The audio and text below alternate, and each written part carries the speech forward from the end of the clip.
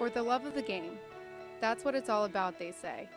But for those of us who are Division III student athletes, it's more than that, a lot more. Sure, the game is important, but as we work so hard to build both mind and body, it's more about team and the schools and communities we represent. And for the many of us blessed with the strength to compete in sport at the college level, we understand that, with what we were given, comes a special obligation. An obligation not merely to work towards a personal best in the classroom or in the sport we love, but rather an obligation to help those who have their own special needs and whose love for the game is no less intense. That is why NCAA Division III teamed up with Special Olympics. For Special Olympics athletes, victory belongs not only to those who first cross the line, but to all of those who compete and endure. They are challenged in ways we cannot imagine. They are survivors who test themselves harder and with greater joy than we will ever know. Since August of 2011, we and others from Division III campus communities have volunteered more than 250,000 hours, time away from the classroom and practice field, reaching across the country to coach and mentor Special Olympics athletes. And to learn, as we all do, that in giving we receive so much more in return. Sport ennobles us, and in giving the gift of sport to those for whom it seemed an impossible dream, we are working to make this a better world. Help us keep that dream alive. Be part of it. Get involved. You can make a difference.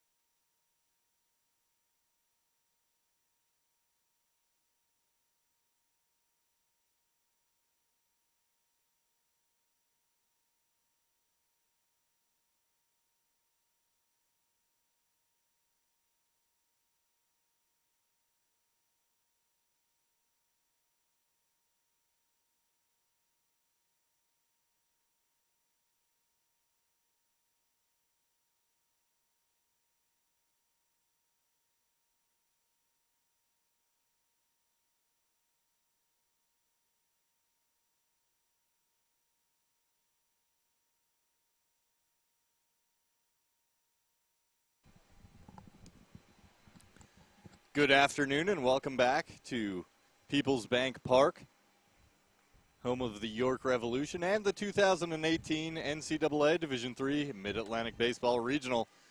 We've got another elimination game coming at you.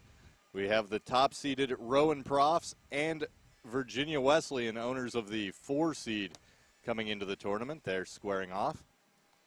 On the mound in this game for Rowan will be number 28, Andrew Cartier. Quick run through the Virginia Wesleyan lineup.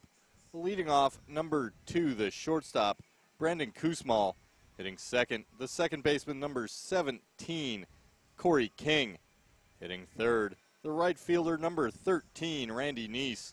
Hitting cleanup, the designated hitter, number 27, Jacob Pilarski. Hitting fifth in right field, number 7, Zach Clark.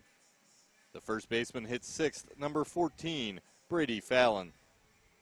In the 7 hole, the third baseman, number 16, Austin Obenauer. The catcher today will hit 8th, number 33, Jordan Sprouse. And in center field, wearing number 11, Dion Hammond.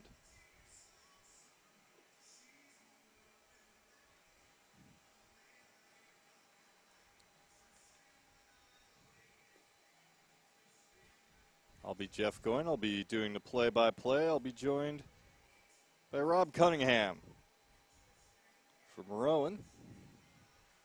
Rob, what do you know about Cartier? Andrew Cartier, the number 4 pitcher in the starting rotation for the Profs. He last pitched in the NJAC tournament on the final day.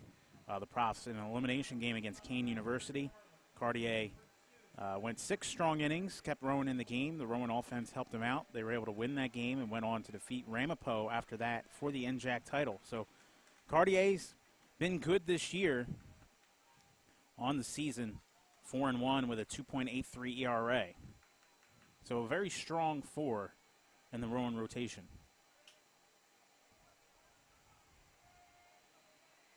First pitch of the game, and we're underway. Kusmal fouls it back into the screen.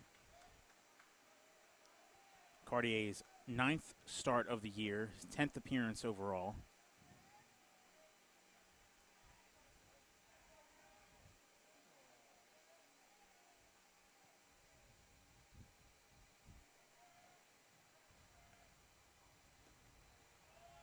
That one gets away inside. As you mentioned, both of these teams facing elimination, so one of these teams' seasons will unfortunately end in this game. And both these teams' losses this week, both to the Misericordia Cougars. The Cougars, who about an hour ago took their first loss here, the regional second-seeded Babson, the only undefeated team left here in the Mid-Atlantic Regional. The Beavers have off until tomorrow. They're into the championship round. And Misericordia heads to the consolation bracket. They'll face the winner of this game later today, and as Rob said, the loser will be eliminated. So other than the motivation of staying alive in the tournament, extra motivation to try to avenge the loss to the Cougars for both of these teams. And Cartier gets Kusmal swinging, 1 away. Brings up Corey King.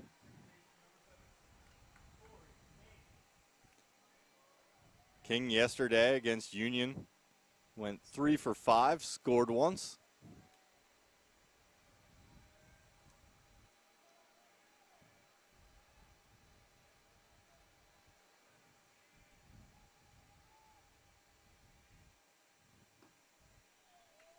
Cartier gets that one over for a strike.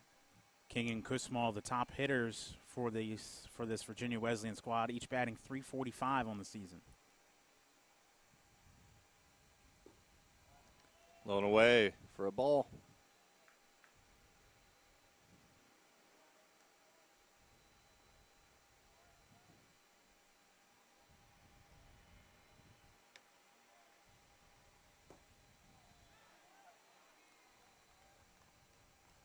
The defense for Rowan. First base, Harold. Second base, Kukos. Mendel's at shortstop. Schooley's the third baseman. Left or right across the outfield, Strickland, Shane, and Gola. That pitch is grounded foul down the third base line. Doing the catching, as usual, Hiwa. And, of course, on the mound, Cartier. One of the interesting things about the regional tournaments every year. You get a mix of teams. A lot of them haven't seen each other all year, don't really know a lot about each other. But at this point, Sunday, I'm sure both coaching staffs have seen a few games, scouted each team throughout the week. Yeah, it's not uncommon to see, even if the team goes back to the hotel, you've got a couple of the coaches, if not the whole coaching staff.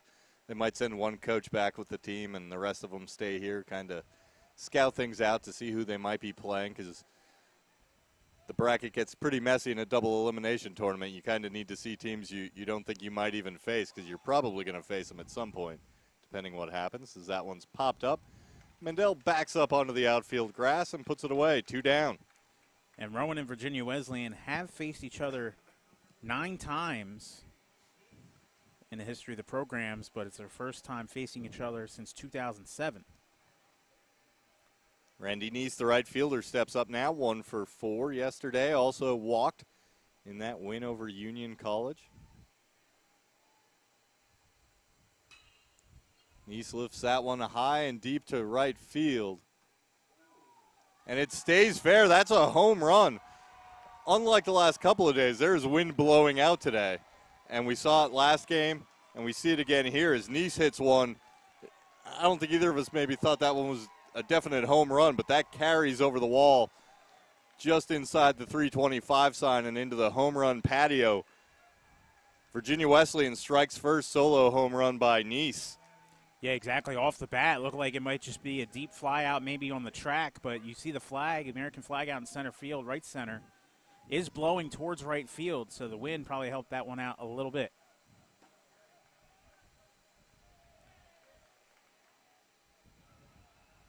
Now Pilarski will step in.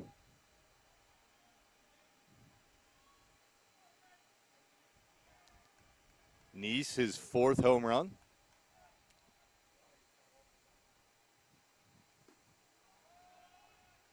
Pilarski leads the team, led the team until about 20 seconds ago.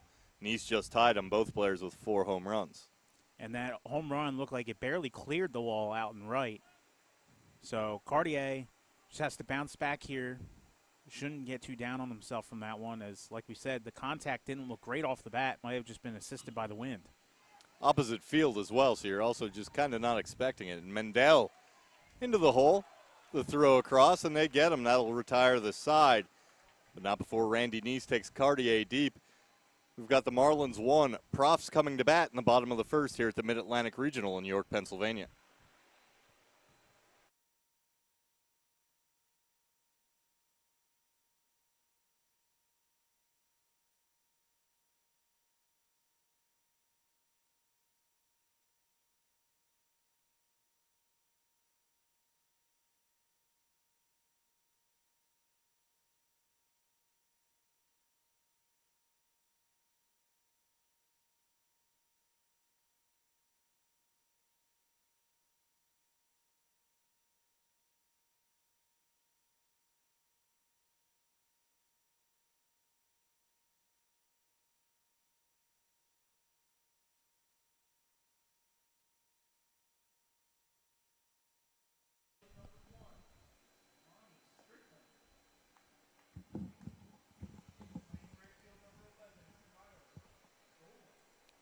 We'll bring it back, run through the Rowan lineup here before we get underway. Leading off, number 29, the 3rd baseman, Nick Schooley. Shortstop will bat 2nd, number 3, Dylan Mendel. Hitting 3rd, the designated hitter, number 24, Sean Lydon. Batting cleanup, the 1st baseman, number 17, Anthony Harold. Hitting 5th and playing 2nd base, number 5, Alex Kukos. Hitting 6th, number 1, the left fielder, Monty Strickland. Hitting 7th, out in right field, number 11, Kyle Gola. The catcher hits 8th, number 13, Steve Hewa. And in the 9 hole, the center fielder, number 25, Dan Shane. They will face number 10, Andrew Lowe. He gets the nod for Virginia Wesleyan. Lowe making just his 2nd start of the season. Is his 25th appearance overall, so one of the bullpen arms that have been relied on throughout the year for Virginia Wesleyan. And when you get into the losers bracket in these regionals, you have to ask more of your pitchers than you have throughout the year, so Lowe making the start. That pitch misses for ball one. The Marlins, just like the Profs, having used all three of their top three starters already in this regional. Called strike. Jacob Pilarski, Chance Pauly, and Jay Krusmeyer, all with over 10 starts on the year. That one grounded out to short. Koosmal across, one away.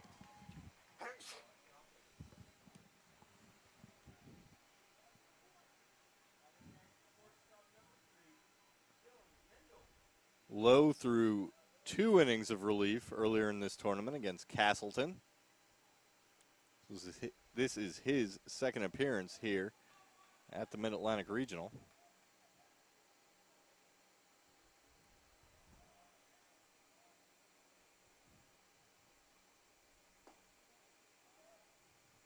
Mendel, the batter now. As I mentioned, Pilarski, Pauly, and Krusmeyer all with over 10 starts. They do still have Nick Bay available, who's made 6 starts on the year. Mendel yesterday, 4 for 6 in the win over Arcadia. Swung on and grounded up the middle. Koosmal across on the second base side of the bag. Nice play out there by the shortstop for the second out.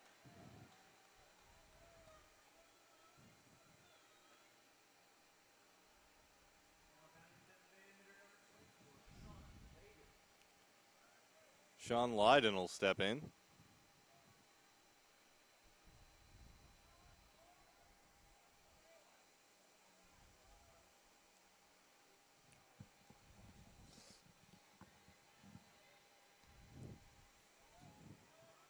Want to know the count?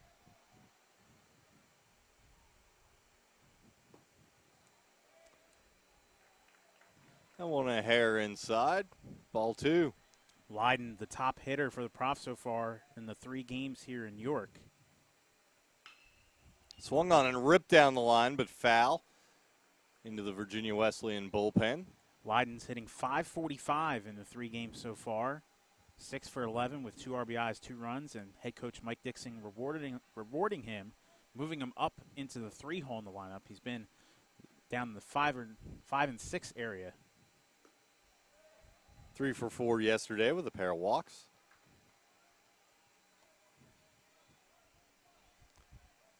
And he's ahead now against Lowe, 3-1. Here's the pitch. Lowe gets that one in, and we'll go full.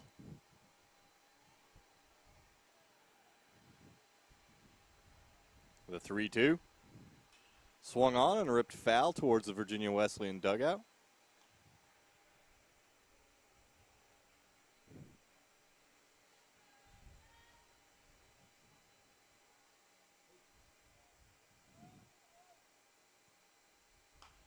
Swung on and a ground ball. It's going to bring the first baseman away from the bag, but Lowe gets there to cover. Fallon had to run a long way to his right to get to that one, so it was going to be all up to Lowe to beat the hitter to the bag, and that he did. That'll retire the side. It's still 1-0 Virginia Wesleyan coming to bat in the top of the second at the Mid-Atlantic Regional at Peoples Bank Park in York, Pennsylvania.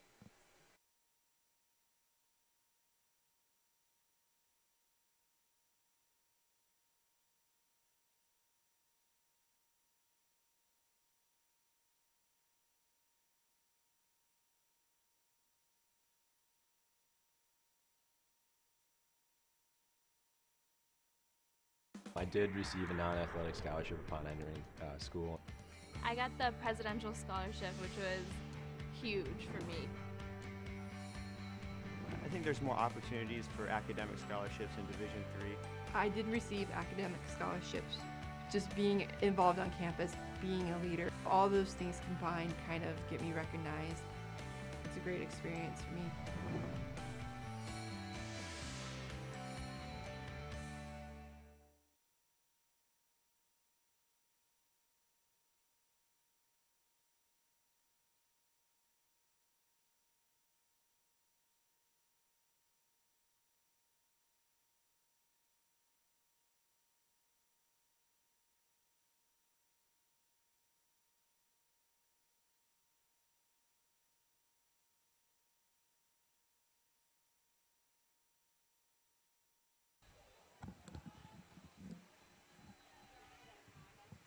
And we're back here for the top of the second inning. Clark will lead it off for Virginia Wesleyan. The left fielder today. Swung on and dribbled foul down the first baseline.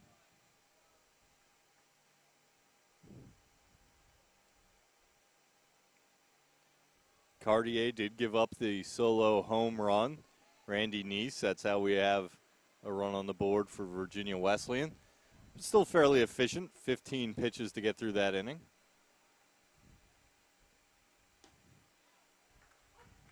One's over for a strike, 0-2. Just the second home run this year given up by Cartier.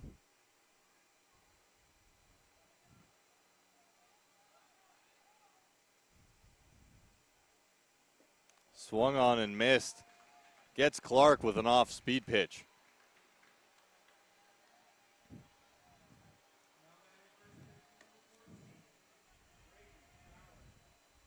And Brady Fallon will step in.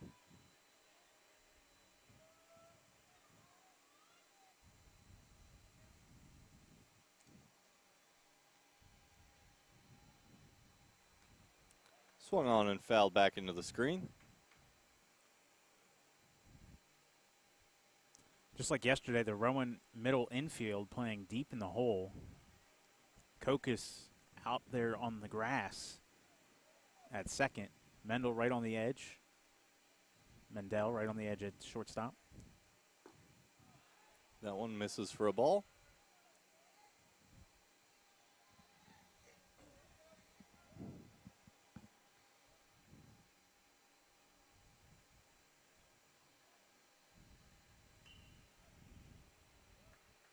Fallon knocks that one foul over his own dugout.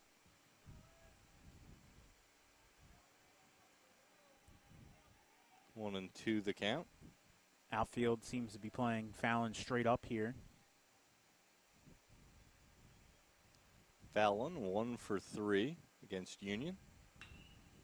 Lifts that one high in the air to the outfield. Shane moves to his left, settles under it and puts it away. 2 down now here in the top of the second for Virginia Wesleyan. I'll bring up Austin Obenauer.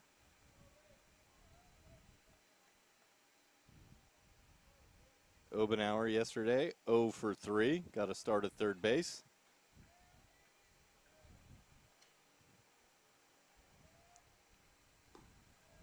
On the year, Obenauer, a .240 hitter, 3 home runs. 100 at bats.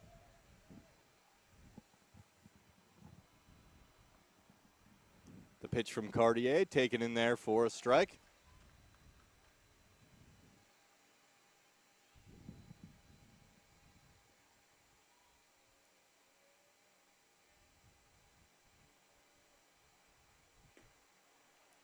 Outside, ball 2.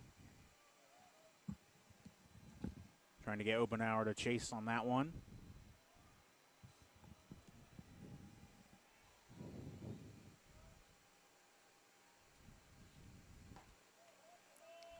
Up high for ball 3.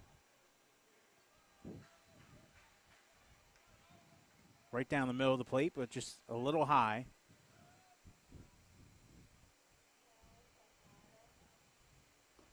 Swung on and missed. Green light on 3-1 for Obenauer. Takes a cut, but comes up empty.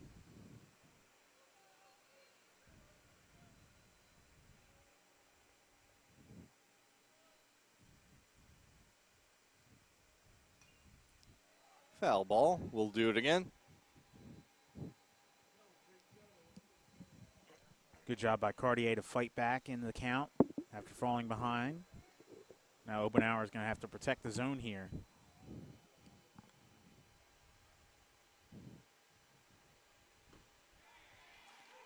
Obenauer doesn't like the call, but strike 3 on the outside corner. He'll head back to the dugout. That retires the side for Virginia Wesleyan. 3 up, 3 down, including a pair of strikeouts for Cartier. The Profs come to bat in the bottom of the second here at the home of the York Revolution in the 2018 Mid-Atlantic Regional Peoples Bank Park.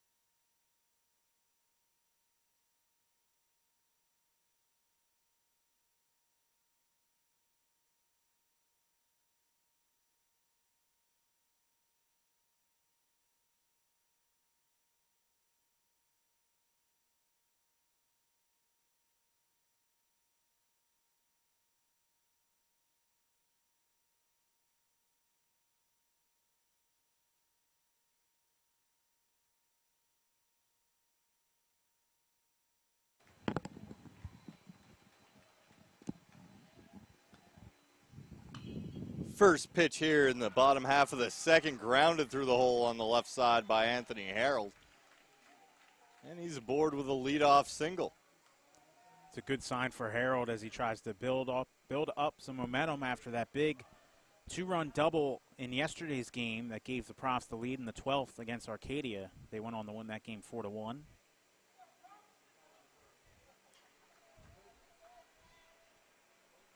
Kokas steps in now.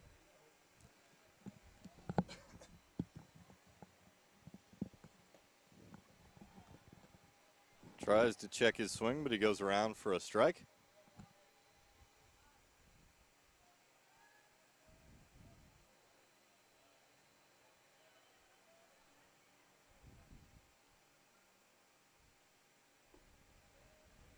Down low, ball one, evens up the count. Talked about Sean Lydon earlier on a hot streak for the Profs, getting moved up in the lineup. On the other side, Kokas struggling so far this week, just 2 for 12, moving down to the 5-hole here. He's been batting second or third for the Profs through the first few games here in York.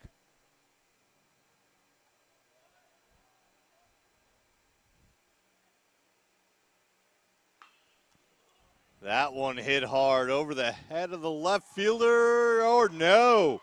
Fantastic catch out there by Zach Clark, excuse me. Clark just running back onto the warning track and laid out for that one. That looked like extra bases for sure off the bat. Fantastic play by the left fielder to get back there and put that one away. Yeah, great job by Clark. Tough break for Kokas. Got some good contact on that ball. And Clark with just a fantastic catch out in left field. We saw a similar catch by one of the Babson outfielders in the last game, out in right field.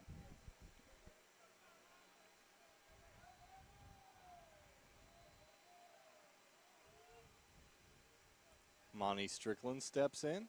First pitch from low. Misses for a ball.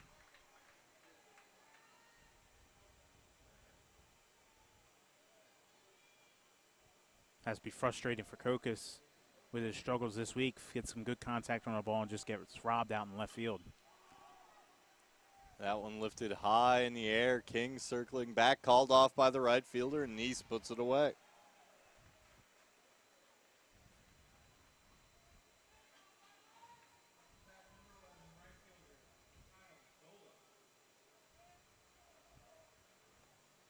And that'll bring up Kyle Gola, his first at-bat of the day.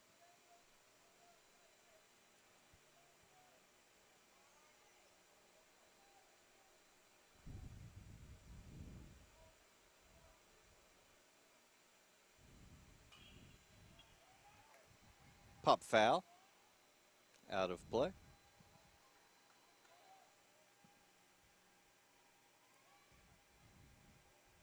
Will be interesting to see in this game if Lowe, you mentioned earlier, just one start all year. How far stretched out is he? Is he going to be able to go deep into this game for Virginia Wesleyan?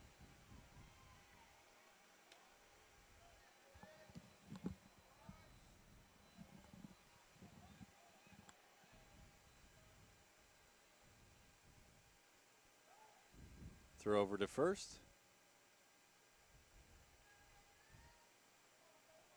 As you said, Lowe has already pitched 2 innings in this tournament the other day against Castleton. So if they extend him, this might very well be his last outing here in York.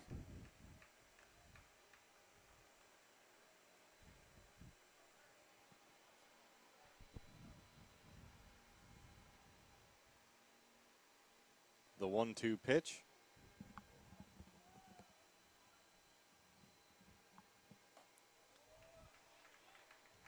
Gola checks up. That one was upstairs, 2-2.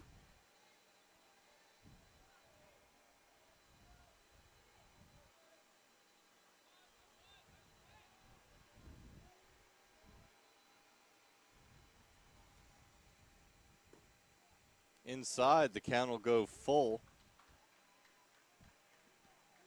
Gola coming off a 1-for-5 effort yesterday, 1 RBI. Gola also with a great play out in right field, playing a double off the wall and helping gun down an Arcadia runner at home plate to end the bottom of the 8th in a tie game.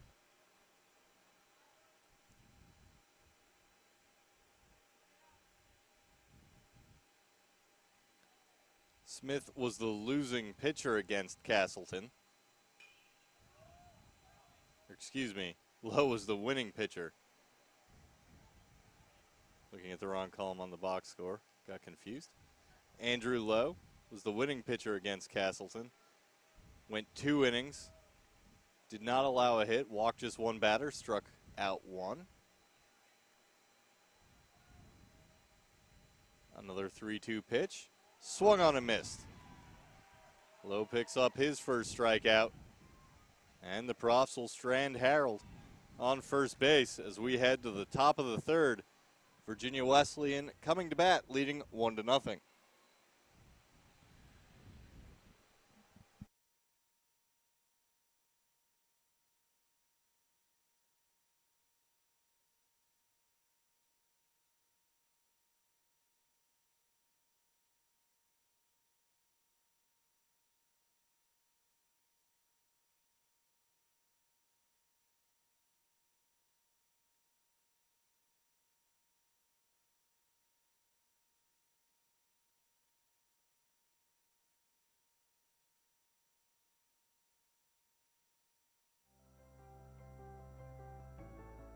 It's on us.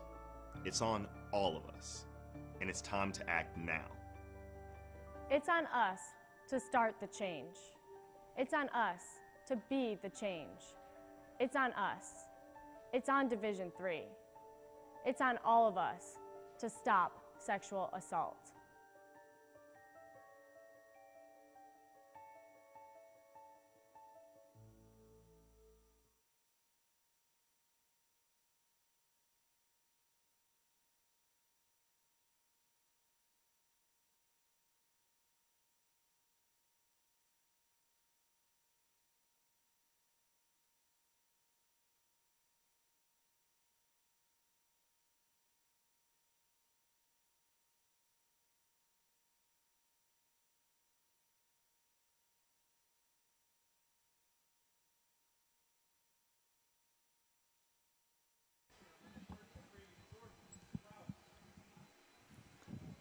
Virginia Wesleyan will lead things off here with Jordan Sprouse, the catcher.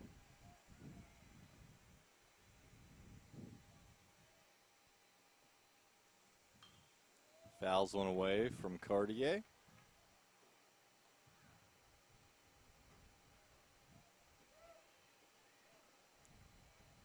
Sprouse yesterday 2 for 4 with 3 RBIs, and he scored twice.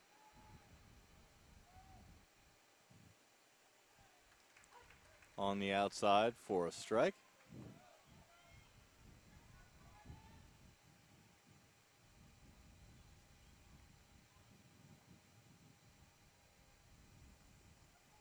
Swung on and missed for strike 3, but the ball gets away, and Hiwa throws it down the first for the out. Sprouse goes down on strikes. Dion Hammond up next. Cartier's pitched well so far for the Profs, with the exception of that home run by Nice, but like we said earlier, wasn't great contact off the bat. I think the wind helped carry it out. Cartier's pitched well, other than that 1 run on the board.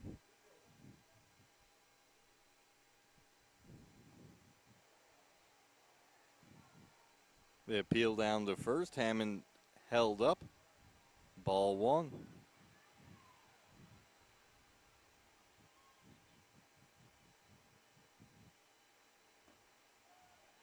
Leans back from that one. Ball 2. Likewise, Andrew Lowe. Just 1 hit through the first 2 innings. Did a good job after allowing a leadoff base runner last inning to get the next 3 guys out. Hammond 2-0 takes a big cut. Can't catch up to that one from Cartier.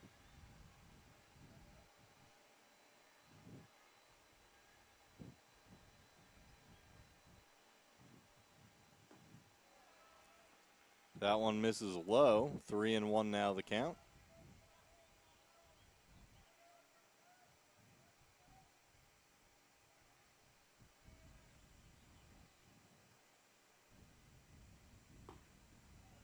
Hammond holds up and he'll draw the walk. Rowan appealed down to first. But the call is confirmed.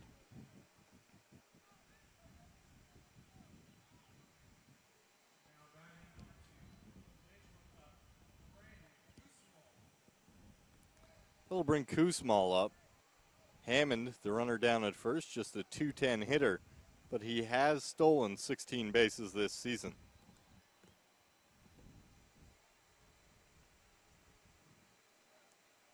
Outside in the dirt, ball one on Koosmal.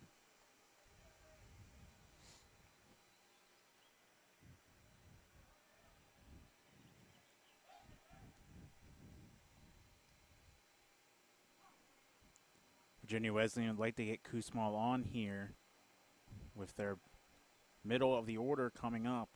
Get some runners in scoring position. Try to increase their 1-0 lead. Koosmal opened the game with a strikeout.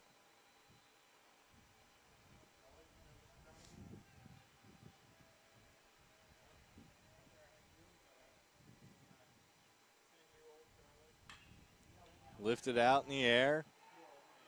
That might get the gap. It does. And it bounces up over the PSECU sign. It'll be a ground rule double. Hammond will have to go back to third base. And Koosmal will be the runner on second. Lucky break there for Rowan with the ball bouncing over for the ground rule double. Hammond would have easily scored from first base on that play had it stayed in front of the wall.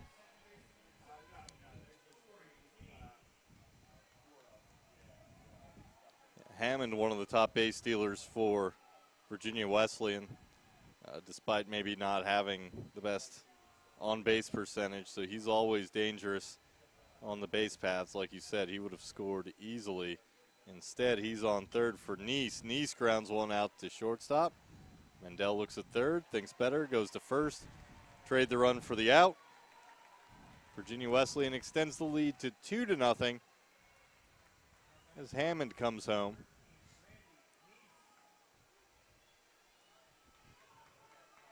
That's where the problem for Rowan is with the middle of the order here for Virginia Wesleyan. Doesn't really give you many options. If you're in the bottom of the order, maybe you think about walking the batter to put a double play possibility in place. So that RBI ground out there by Corey King, and now Randy Neese steps in. He hit that home run his first time up.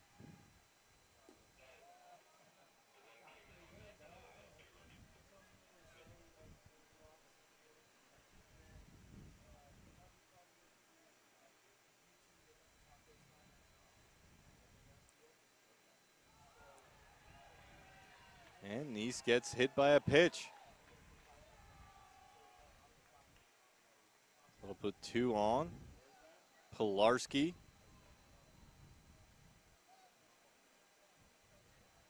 Will be the next hitter. 2 away here, but 2 on for Virginia Wesleyan. Notice Neese with an interesting stance, was basically standing straight up, was not hunching over or leaning towards the plate at all. Basically just standing straight up with the bat just resting on his shoulder. Yeah, he's kind of just got a little bit of a nonchalant stance there, as we've seen all weekend. Effective. First pitch there to Pilarski. In for a strike.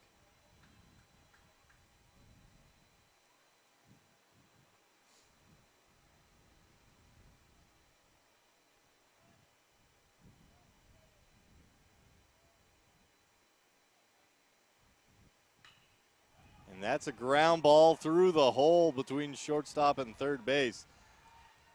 That'll bring in a run. RBI single by Pilarski that scores Koosmal. Now 3-0 Virginia Wesleyan.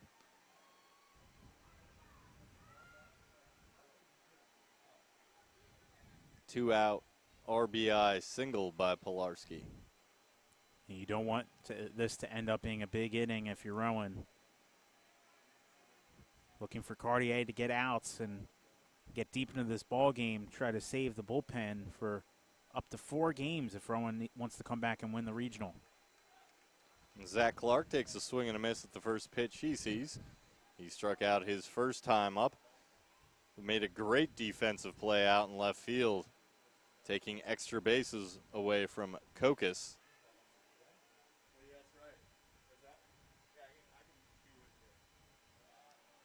Outside in the dirt. Good block by Hiwa. 2 runners on.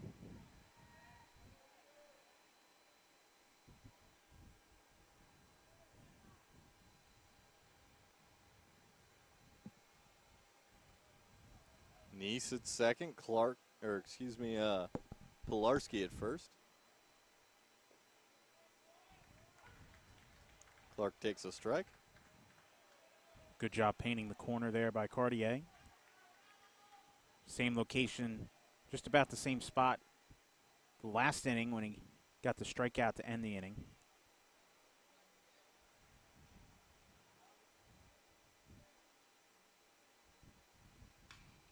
Swung on, grounded out to third. Schooley across the diamond for the third out. Virginia Wesleyan will leave 2 on, but not before they add 2 more to the lead. Marlins lead the Profs 3-0. We'll head to the bottom of the third here at the Mid-Atlantic Regional in York, Pennsylvania.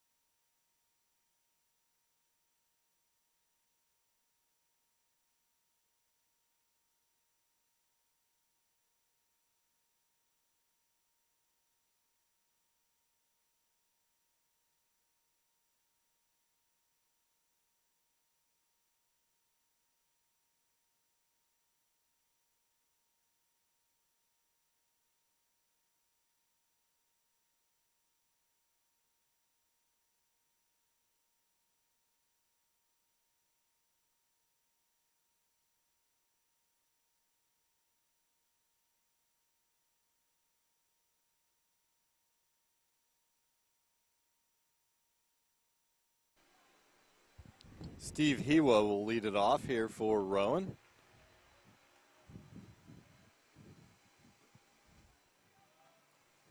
First at bat of the day for the catcher.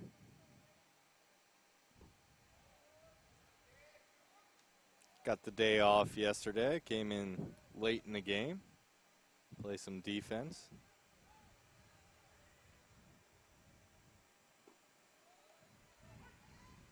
Called strike. 2-1 count now.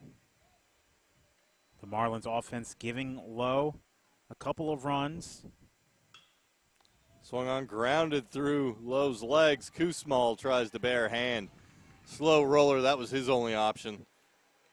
And the catcher, Hiwa, will be on first base as a leadoff base runner. And looks like they will score that a hit for Hiwa, rightfully so. Oh, definitely, definitely. Dan Shane steps in, center fielder. So I was saying Lowe with a 3-0 lead to work with.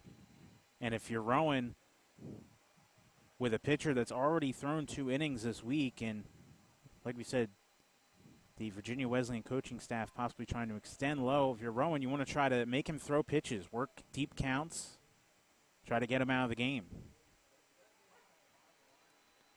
Shane shows bunt there, misses for strike 1. Defensively, Obenauer on the infield grass.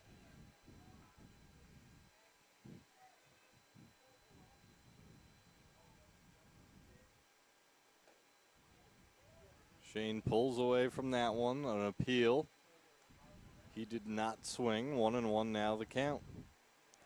If you make Low work deep counts, maybe he starts to tire, and then throws you something that you can drive into the outfield.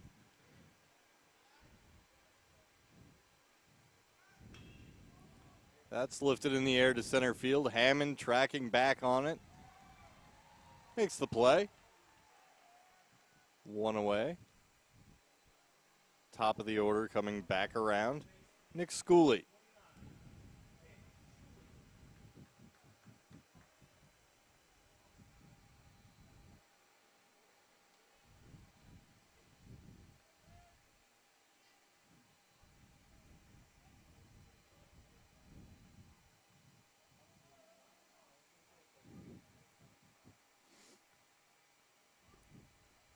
Schooley tries to bunt that one and misses.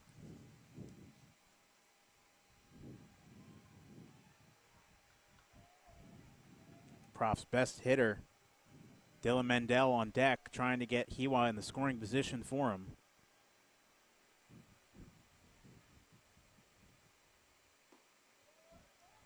Inside for a ball.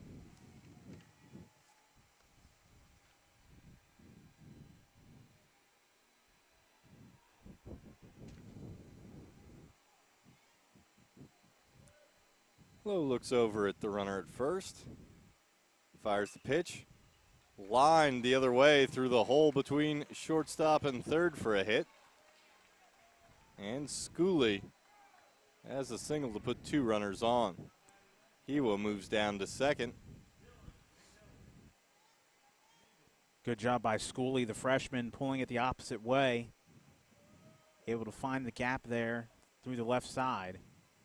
And the Profs with a great opportunity here with their best hitter at the plate, runners at first and second, to try to get on the board. Dylan Mendel steps in. He's 0 for 1 today.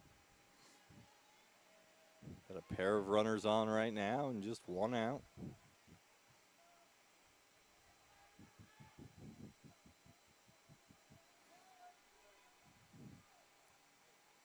Low delivers low for ball 1.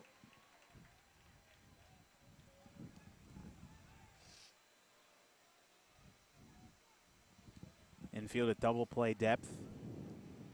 Low trying to get a ground ball here.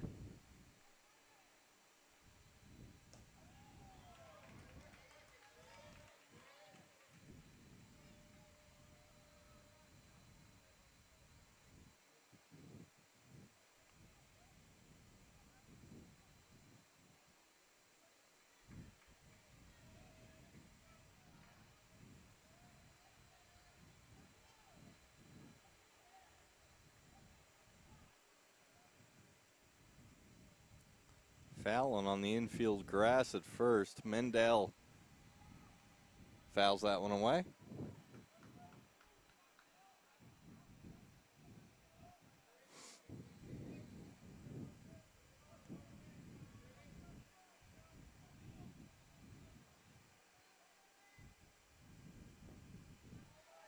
Taken for a strike. Good pitch there for Low, right at the knees. It's a tough spot for Mendel to be able to hit a ball. And if he does get contact, most likely would induce a ground ball double play. Time called.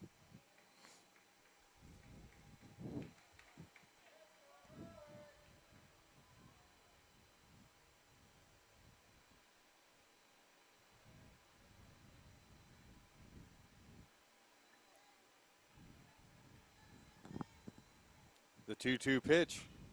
Chopped over the pitcher, out to Kusmal. Kusmal shovels to second, across to first. The throw is wild, and that'll allow Hiwa to come home with a run. Mendel will stay at first. Schooley was put out on the fielder's choice. Great job by Mendel, hustling down the line, rushing the throw, the relay throw from Virginia Wesleyan. It'll be a fielder's choice and a throwing error to score the run.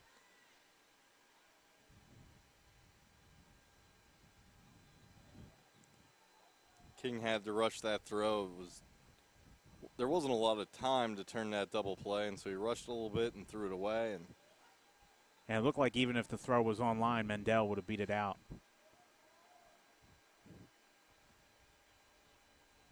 Rowan okay with the outcome as it allows them to score a run, and they pull within 2 now, 3-1. 2 away here, runner on first as Lowe throws over.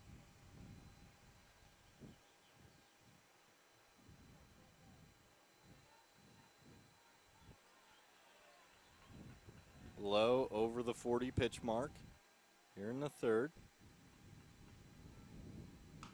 Swung on and grounded out to King at second base. He runs towards first, scoops it up. Short throw to Fallon for the third out. Rowan does get 1 run back. But Virginia Wesleyan will come to bat in the top of the fourth with a 3-1 lead here in York, Pennsylvania at the NCAA Division III Mid-Atlantic Regional.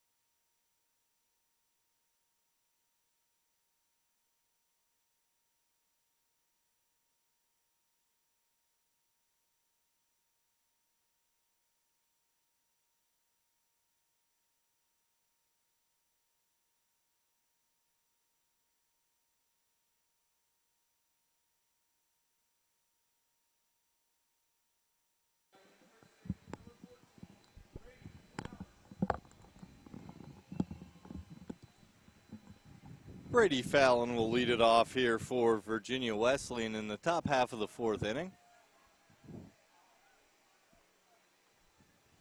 This is a very important inning for Andrew Cartier here after giving up the 2 runs in the third. And the Profs able to get 1 on the board in the bottom of the inning. This one popped up foul. Drifts out of play over the Virginia Wesleyan dugout. The count will go to 1-1. It's important for Cartier here to have a quick inning. Keep the Profs in the game and allow their offense the opportunity to chip away at this deficit.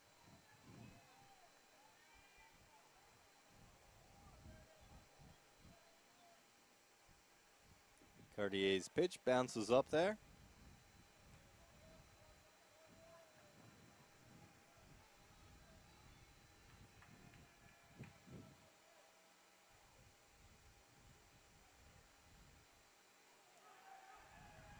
And that one will get Fallon on his backside. And he'll trot down to first base, leadoff base runner here for the Marlins. Talked about Cartier wanting to settle in after the 2-run inning, and not the way he probably wanted to get this inning started there as he hits Fallon. And they'll bring up Austin Obenauer. Obenauer struck out in his first at-bat.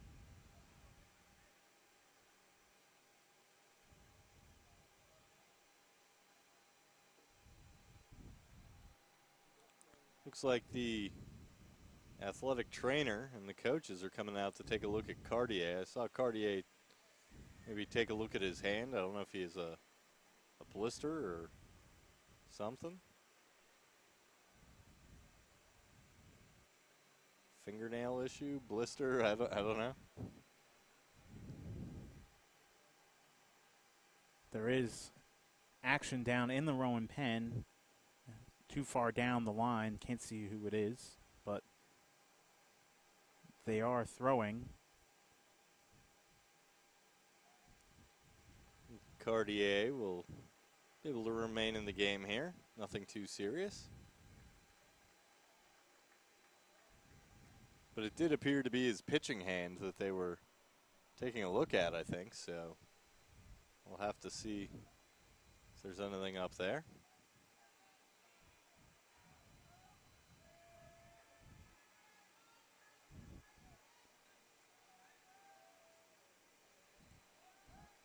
Throws over to first. Fallon back in safely. You would not want to see Cartier come out of this game this early if you're Rowan. You'd want at least 6, ideally 7 innings out of him. And that one bunted out in front by Obenauer. A good bunt. They get him at first, and only by a step. He bunted that one right out just to the start of the grass, and it died. Hewa had to get out from behind home plate in a hurry to get to that one to even have a chance at Obenauer. Yeah, Obenauer was hustling down the line. Great job by Hewa. He had a perfect fielding and throw there to be able to get him at first base. Sprouse also a strikeout victim in his first attempt.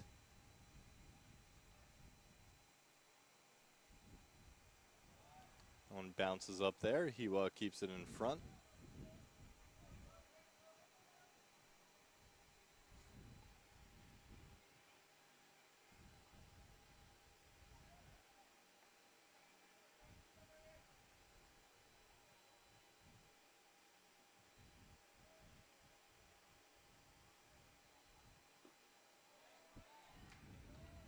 Check swing. I think they're going to say he went. That pitch is a strike.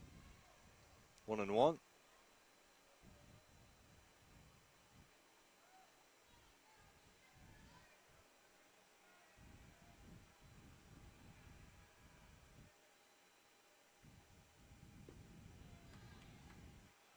Just off the outside edge. Ball 2, 2-1 now the count. Hewa didn't like that call. Kind of took a look back at the home plate umpire. Trying to paint that outside, lower outside corner that Cartier's liked today, but just a little too far outside, it seemed. Runner goes to third. He was throw, bounces into Schooley. And safe with a stolen base is Brady Fallon. Runner on third now, 1 out. Infield slowly walking in. Risky call there by the Virginia Wesleyan coaching staff to have Fallon steal third when he's already in scoring position with 1 out. And with the infield in, Sprouse's ground ball easily gets through the left side, and Fallon comes home. The Marlins get back the run that Rowan picked up in the bottom of the third. And it looks like that will be the end of Andrew Cartier. Marlins now up 3 here in the fourth. That will be it. We'll have a pitching change. We'll be back in a moment.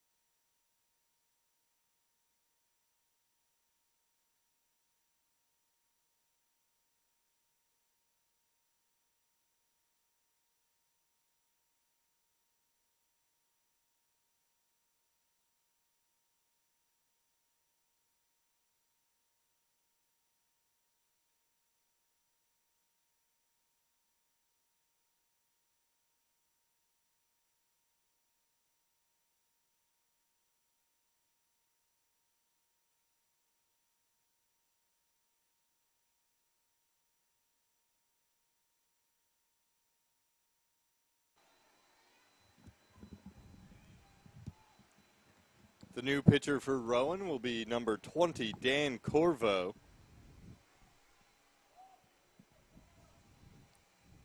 Corvo's 13th appearance on the season.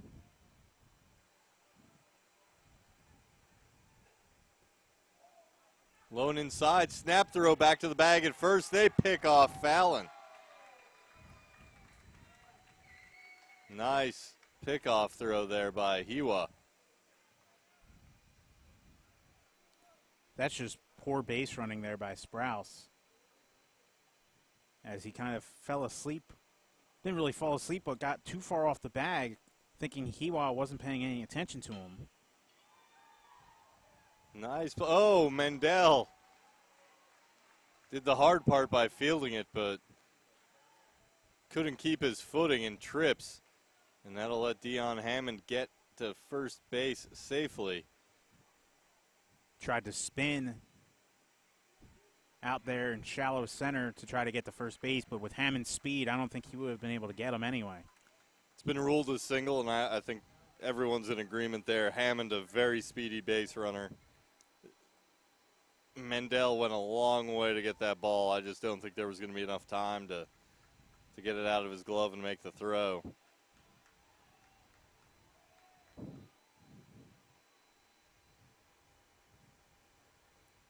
Kusmal, the batter. Getting back to Dan Corvo, has been primarily a closer this year for the Profs in the late innings. 4 saves on the year, tied for the lead with Jordan Friedman. But one of the best arms that Rowan has in their bullpen, and Coach Mike Dixon wants to put the lid on Virginia Wesleyan before this game gets out of hand.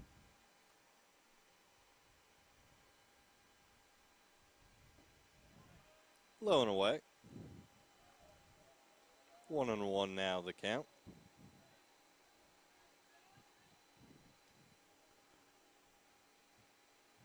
Corvo with a fantastic breaking ball when he's got it working for him. Profs hope he has his best stuff today. Another throw over to first.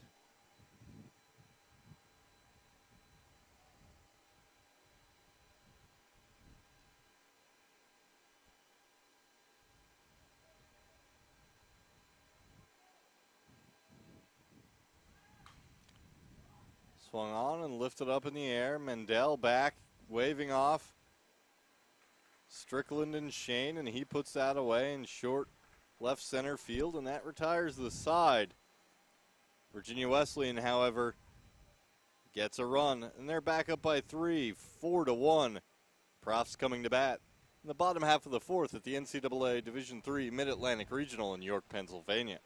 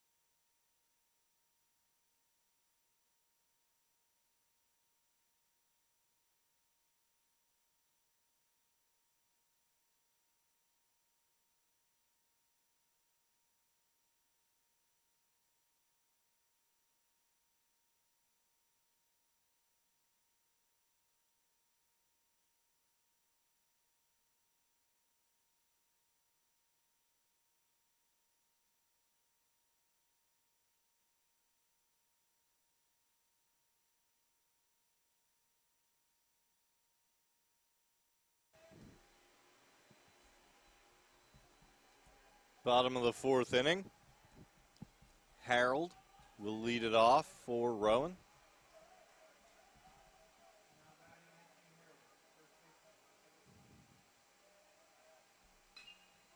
Swung on and lifted high in the air out to right field, drifting back to the track. There's Neese, and he puts it away. That wind still blowing out to right field. You could see Neese thought he was under it, take another step back. I'm still not quite under it, take another step back. Things just carrying out there to right field if you can get the ball up into the air today. Harold's asking himself, why couldn't the wind carry it out for me like it did for Neese earlier, but he's able to make the catch. Brings up Kokas. Kokas 0 for 1 today.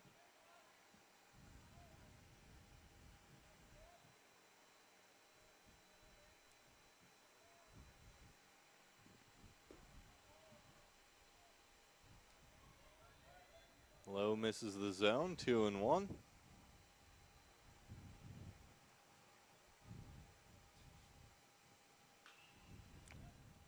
Ripped foul down the left field line.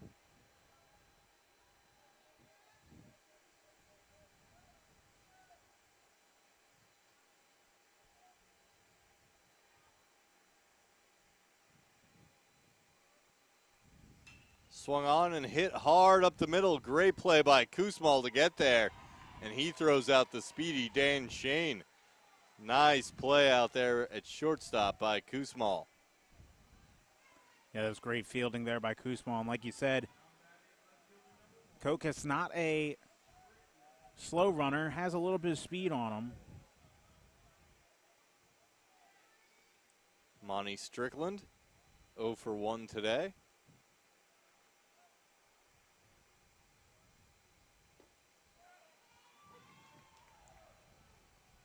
Strike one. Here comes pitch number 50 from Lowe. That's low and away. Rowan still trying to string together some hits off of Andrew Lowe. Swung on, ground ball out. Another chance for Kusmal in the hole. Strong throw. They're going to say it lifted Brady Fallon off the bag, though. Either way, that was a great throw again by Kusmal. And it was a close play. Strickland safe at first is the call. Got to believe that'll be probably a single.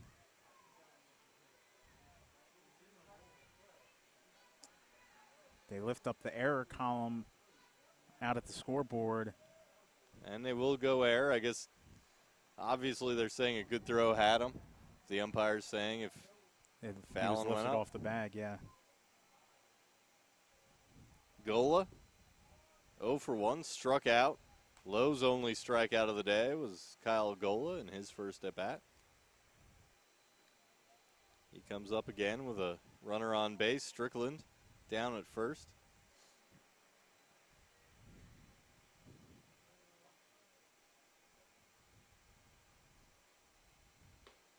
Upstairs for a ball 2. Rowan just looking for that big inning to try to get back in this game.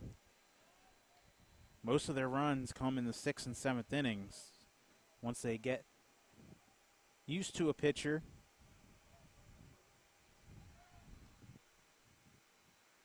but the way this Marlins offense has been hitting so far today, they can't wait too long or this game might get away from them. Virginia Wesleyan has scored in 3 of the 4 innings so far. And this one is popped up by Gola. Carries out into center field, and Hammond drifts towards right field and puts it away. That'll be the 3rd out. Rowan will leave a runner at first. Virginia Wesleyan comes to bat in the top of the 5th here at the NCAA Division III Mid-Atlantic Regional at Peoples Bank Park in York, Pennsylvania.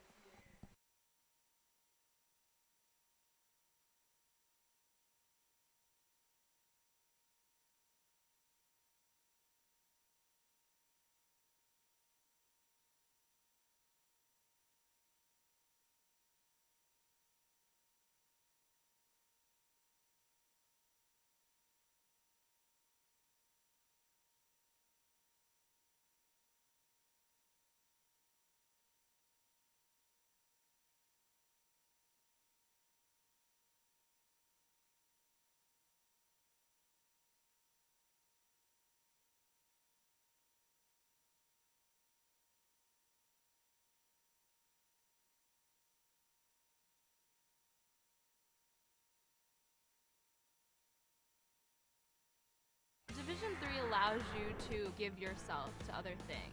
Having that free time allows me to pursue the things that I want to pursue. Division III athletics affords students the opportunity to, engage in the other interests in their campus and in their lives outside of that sport. It allows you to just be able to do everything you want to do. I wouldn't change it for the world.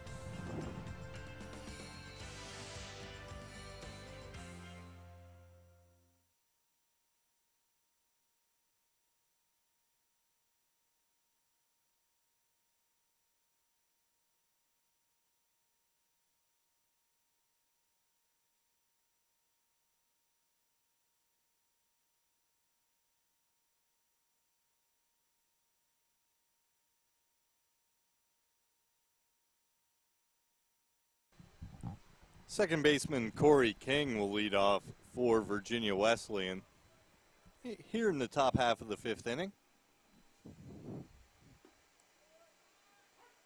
Takes one in for strike one. He's 0 for 2 today.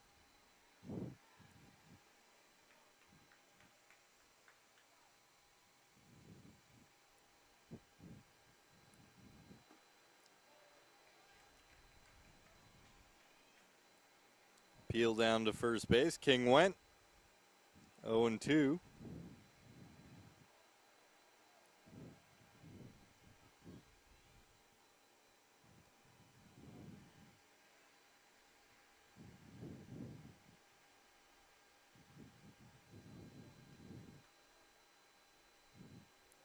Swing and a miss at a pitch way outside. King didn't realize it got away. If he'd have noticed that immediately, he might have been safe down there at first, but he hesitated, didn't realize Hiwa didn't catch it. And Hiwa able to scramble a little bit towards his dugout, pick it up and throw out King. And once he started, it didn't really hustle down the line either. Brings up Neese. Neese shows bunt, pulls it back. That pitch goes to the screen. Corvo still the pitcher for Rowan.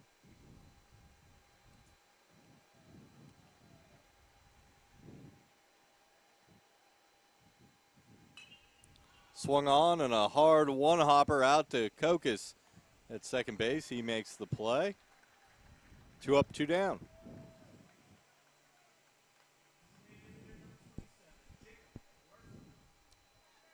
Jacob Pilarski 1 for 2 this afternoon. Cleanup hitter for the Marlins.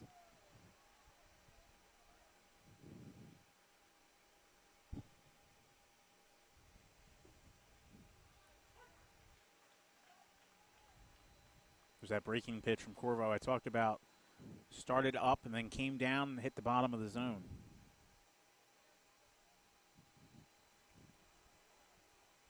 One bounces up there.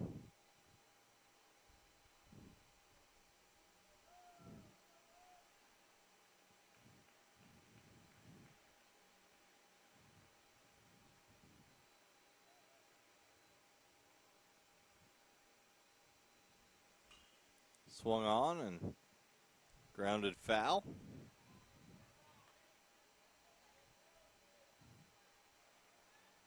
Pilarski, a two-way player for the Marlins. Also picked up a start on the mound here in the tournament. Went 5 innings, 5 hits, 2 runs, 5 strikeouts, and 3 walks in the win over Castleton. That one lined into center field. It'll roll out there to Dan Shane. And Pilarski's aboard with a single. That was a good battle by Pilarski there. That pitch was kind of coming inside onto his hands, and he was able to fight it off and push it to the opposite field for a base hit.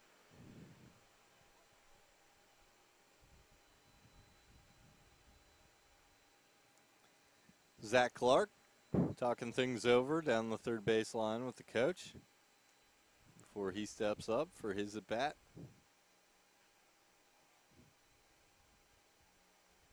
Clark 0 for 2, struck out once.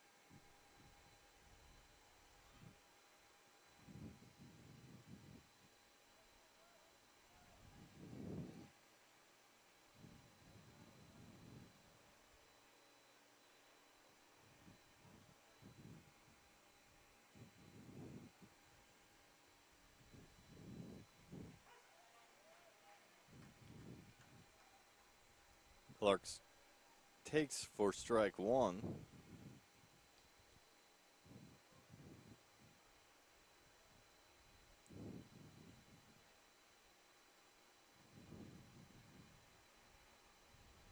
Runner goes.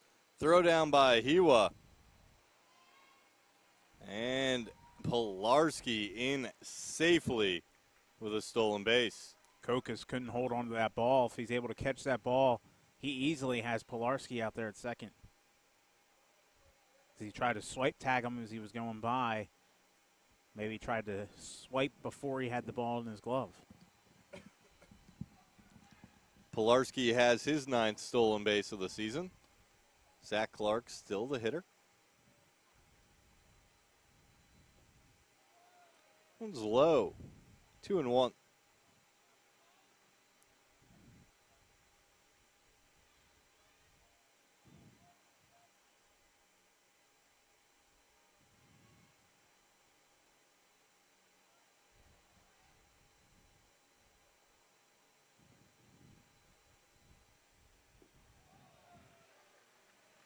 Outside for a ball.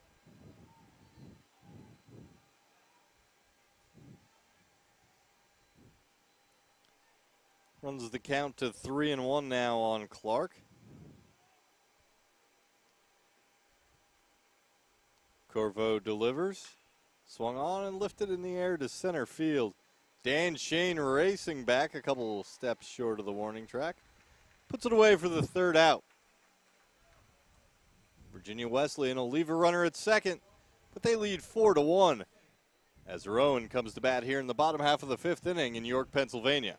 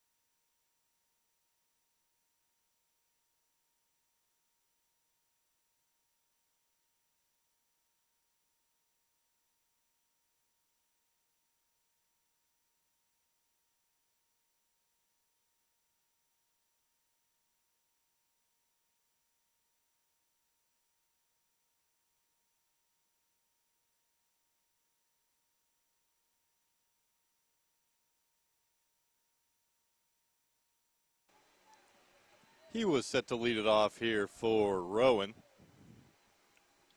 Bottom half of the 5th inning. Swings on the first pitch. High pop up. Circling under it. Put away by Sprouse, the catcher. 1 pitch, 1 out for Andrew Lowe.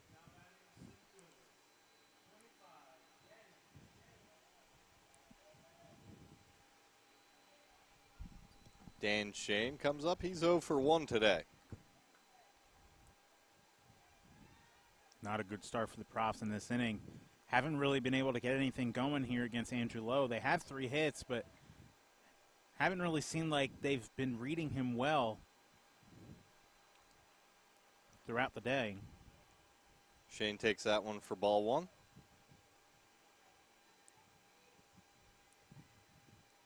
Showed bunt. So Obenauer's come up. And he's standing right on the edge of the infield dirt.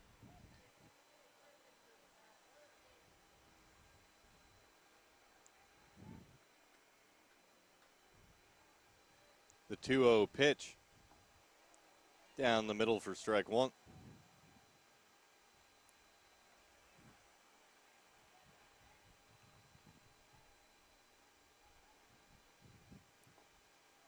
inside. 3-1 count now.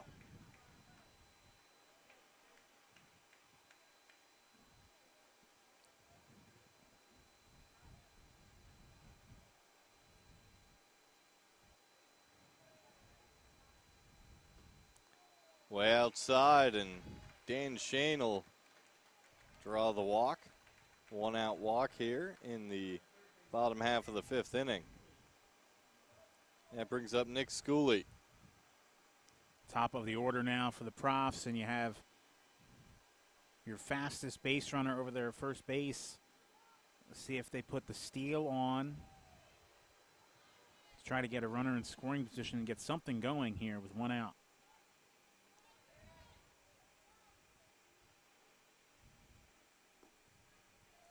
Taken on the outside corner for strike 1. Shane, 25 stolen bases this season.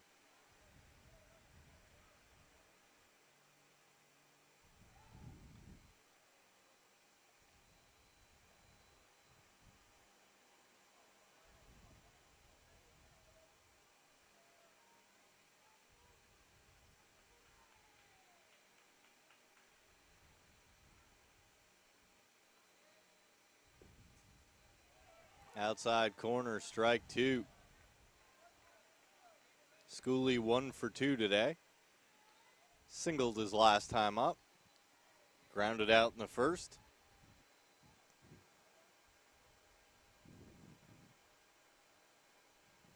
Shane off. The throw down by Sprouse, and Shane just beats it. Great pitch for a catcher there. The pitch was up high, so Sprouse had to stand up to catch it. Still couldn't throw out the speedster, Dan Shane. That was a good count to run on if you're Rowan, because you figure they're going to throw something outside to try to get Schooley to chase, which means the catcher Sprouse will have to reach for it, and it would take them longer to get the throw down.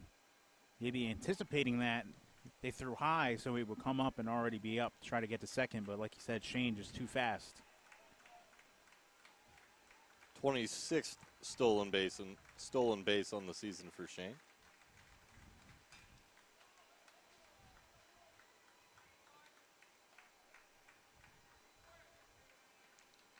Schooley fouls one away.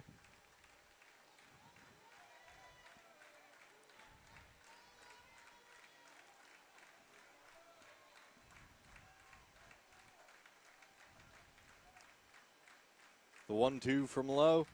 Swung on and fouled back. Schooley, a freshman, doing a good job of protecting the zone, fighting and fouling off pitches. Is a big at bat here for the Profs. Schooley can get on with the middle of your order coming up. Profs might have the opportunity for the big inning, get back in this ball game.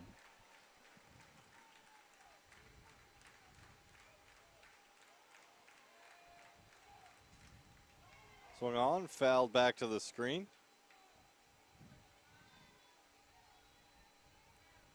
Do 1 and 2 a 4th time.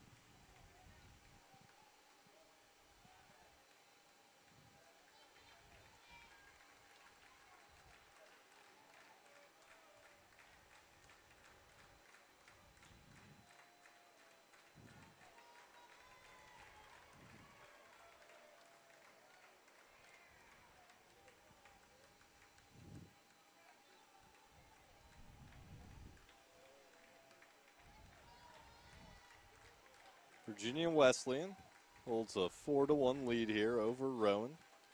Andrew Lowe making just his 2nd start of the year on the mound. He spins and looks at Dan Shane, the runner at 2nd.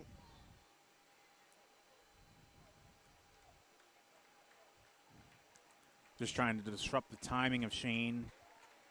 I don't think he would try to steal 3rd here with a left-handed hitter up. Swing and a miss. They got Schooley to chase one outside the zone. And that's Lowe's 2nd strikeout victim of the afternoon. I'll bring up Dylan Mendel.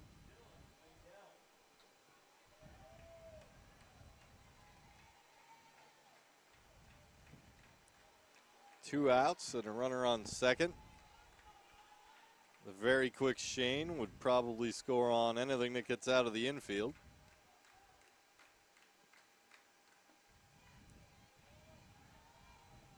Mendel still looking for his first hit for the day, 0 for 2.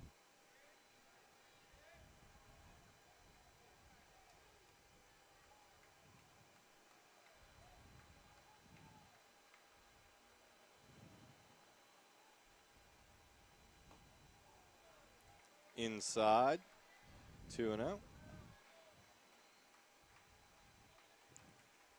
Base runners have been a premium for the Profs so far today. So you get one, especially in scoring position like Danny Shane is now, down by 3 runs, you really need to take advantage of these opportunities that you're getting.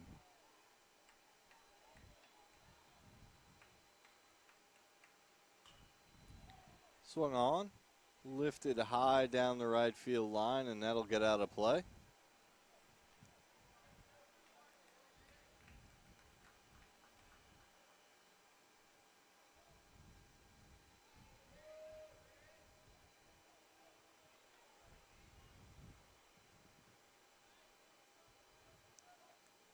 Shane calling for time as he looks like he's retying his cleats out there at second base.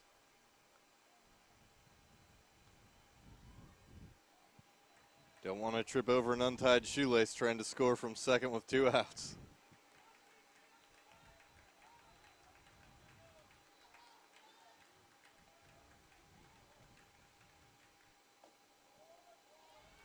Inside. That was a good pitch by Lowe, trying to paint that inside corner, just missed. Instead, the count goes to 3-1.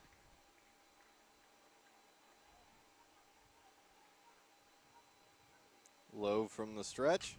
Swung on a hard hit grounder, diving stop by Kusmal, and a throw over. Kusmal playing some great defense out there at shortstop today, and there's another good play. And a big one. That gets through. Shane scores from second easily. Instead, the inning's over, and Virginia Wesleyan still leads by 3, 4-1. The Marlins will come to bat in the top half of the 6th inning. The NCAA Division III Mid-Atlantic Regional at Peoples Bank Park.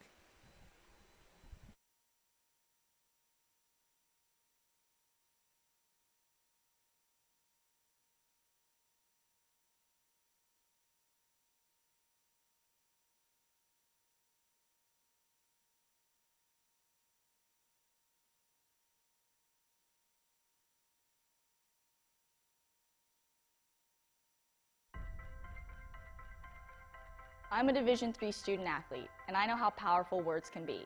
The term gay doesn't mean stupid, lame, or less than. So I pledge to speak up if I hear the term gay used in a derogatory way or any other homophobic terms. If you can play in Division III. I'm a Division III student athlete, and my teammates unconditionally accepted me as part of their family.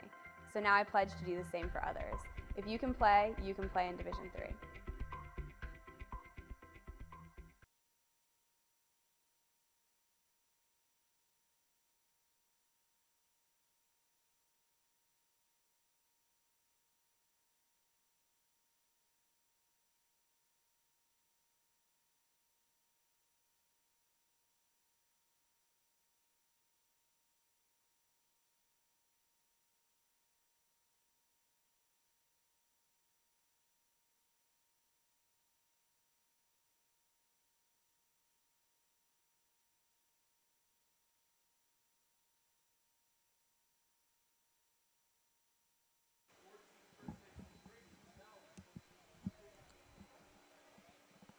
With Virginia Wesleyan leading here 4-1 in the top of the 6th, Brady Fallon will lead it off.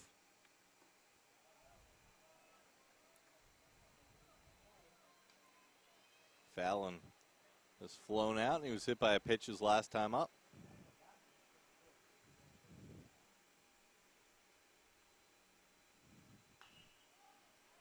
Lifts this one in the air. Second baseman Kokas calls everyone else off and catches it in fair territory as he crosses the foul line. One down. Austin Obenauer steps up. Dan Corvo out for his third inning of work. And it's his game right now. No action in the Profs bullpen.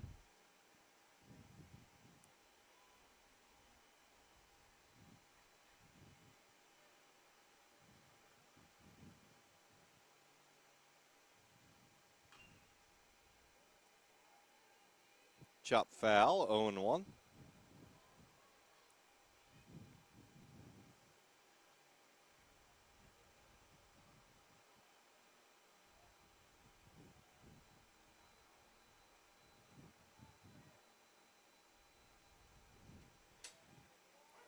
Comes in there for a strike.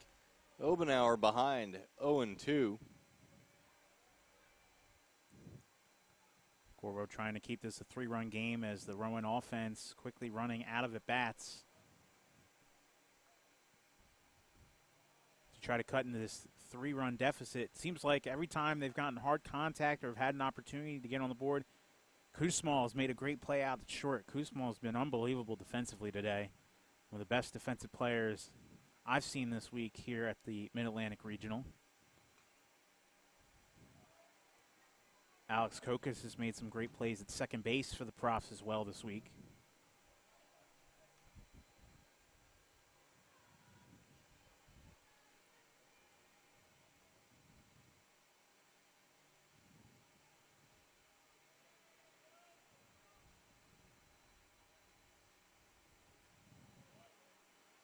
That one gets away.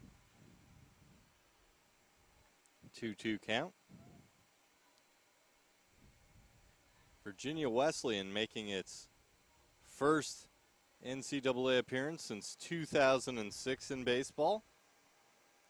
Their softball team just won a super regional. That one lifted high in the air, deep left field. And that's over the wall for a home run for Austin Obenauer. Obenauer's fourth long ball of the season. 5-1 now, Virginia Wesleyan. Second home run of the game for the Marlins. Randy Neese with a first inning blast to right field. And now Obenauer with the shot to left. Looked like that one landed past the carousel out there in left center. An absolute bomb from Obenauer. That adds one more to the lead for Virginia Wesleyan. 5-1 now. Sprouse 1 for 2, struck out in his other at bat. Takes that one outside for a ball. First home run given up this year by Dan Corvo. He had only given up 2 extra base hits before that.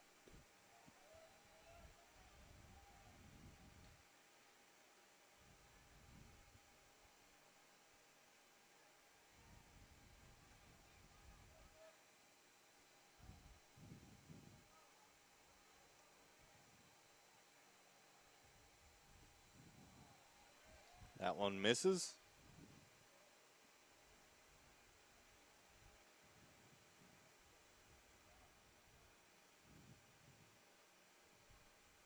Three and 0. Takes on all the way. Corvo gets one in there for a strike. This Virginia Wesleyan team has been showing resiliency. Losing the first game of the regional, always tough to come back from that. Try to get a regional title as Sprouse draws a walk.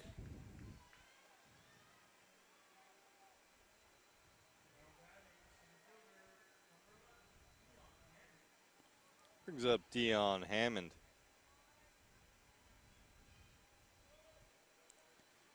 They've been fighting, though, as they look to string together their third straight win here. Hammond on base twice today with a walk and a single.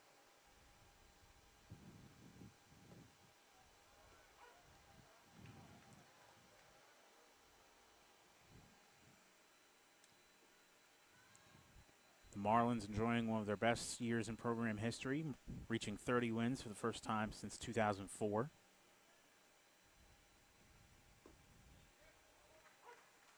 Strike called.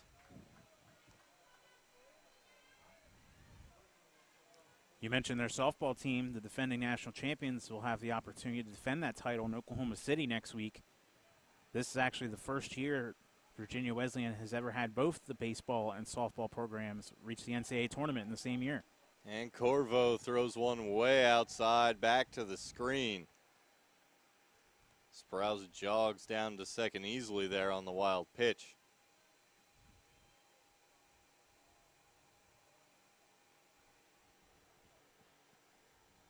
It looks like Rowan maybe getting somebody up, maybe not getting somebody up.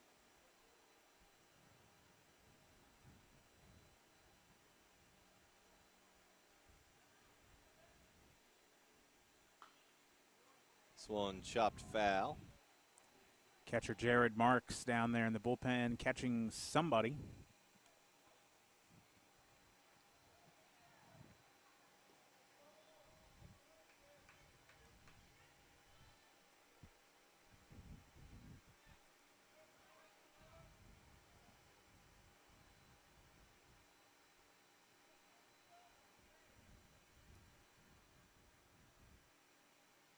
The 1-2 to Hammond, swung on a hard ground ball. Tough hop for Mendel. Mendel gets the throw over to third. Schooley can't hold on as Sprouse slides into the bag. Everybody's safe. And that's just Mendel trying to do too much there. One out, you take the runner at first base, you get 2 outs, and you just have to worry about the batter and get the batter out and end the inning. Now, you luckily have the opportunity for a double play ball to get out of the inning, but also any ball out of the infield could score a run.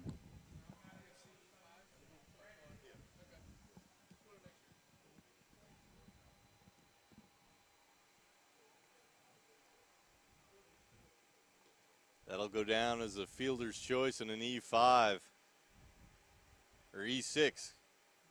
E5 or E6. Depends what you want to do, throw or the catch. Either way. Rowan comes out to talk about it.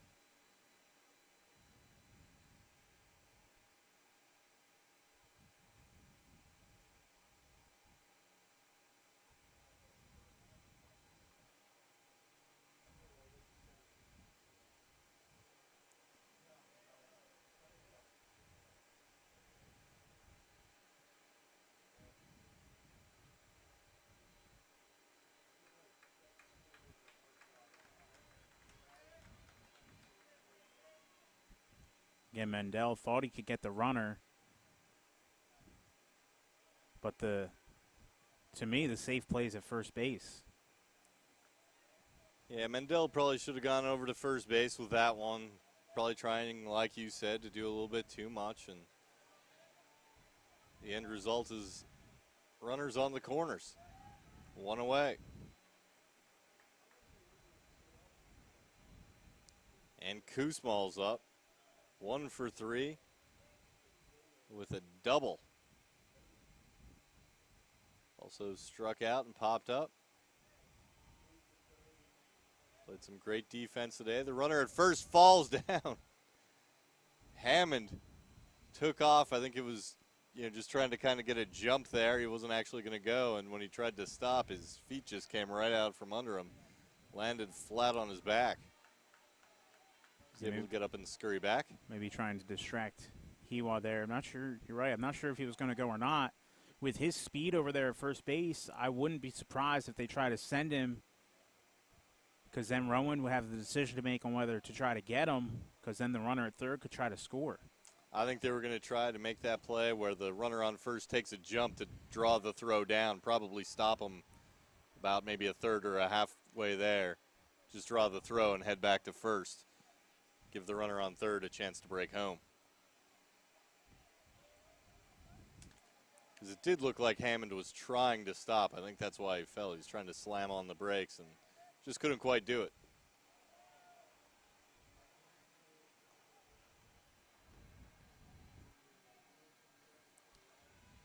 Corvo falls behind Kusmal 3-0.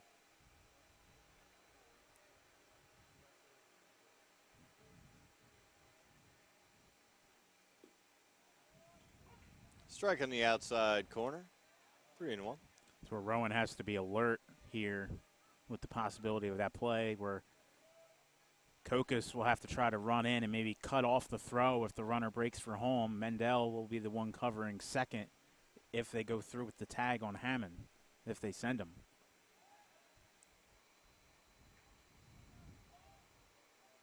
And it's a step off, look at third, turn around, look at first. The other possibility is a squeeze play here.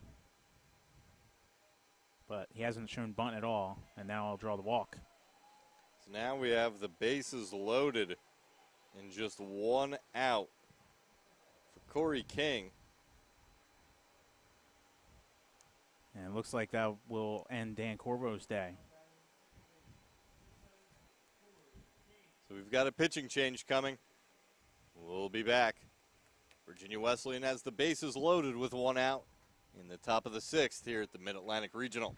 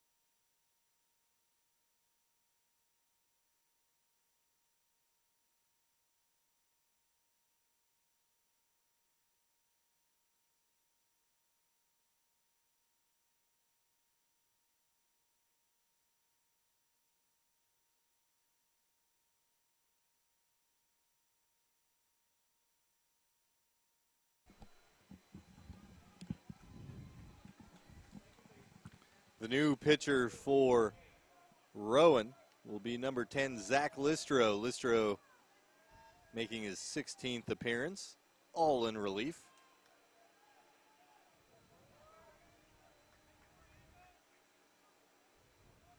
He'll face Corey King, bases loaded, one out. Marlins leading 5-1 and looking for more. Key moment here in the contest. Rowan wants to stay in this game. If Virginia Wesleyan could put in some more runs here, it would be very difficult for the Profs to climb back. King 0 for 3, popped up, grounded out, struck out in his last at bat.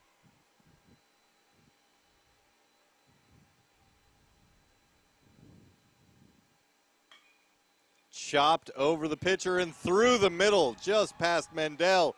A second run comes home, no throw. No chance to get the speedy Hammond.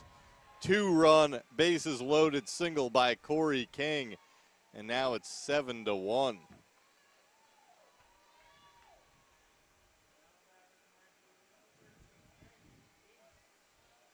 Great placement there on that hit by King. Would have been a tough play for Mendel to get anybody with how deep he was in the hole there. moving away from second base. He would have had to turn his body around just to get the runner there.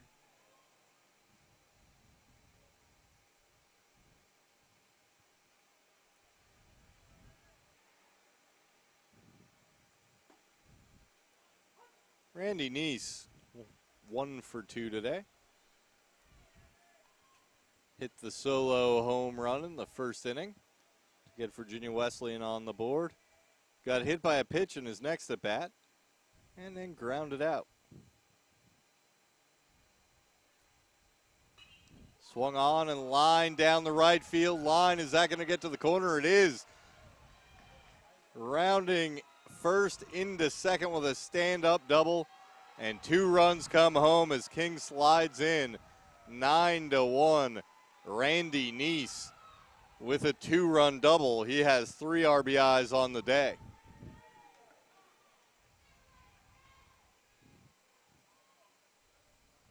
This one's starting to get away from Rowan a little bit. A 5-run 6th inning. And still just 1 out.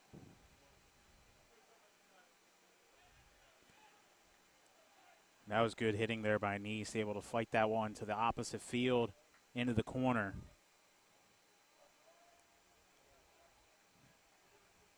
Listro, the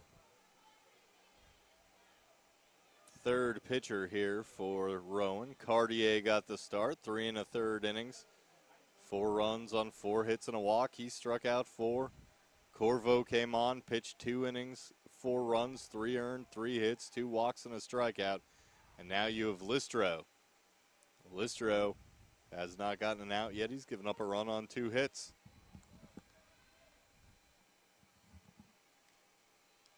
One of the 2 sidearm pitchers that Rowan has out of the bullpen, the other being Jordan Friedman. Friedman pitching 5 innings yesterday and earning the win against Arcadia in relief in that 12-inning affair. Pilarski checks his swing, but it gets away from Hiwa. Neese chugs into third, and a good play down there at third as Schooley one-hops the throw from Hiwa. Keeps it in front of him.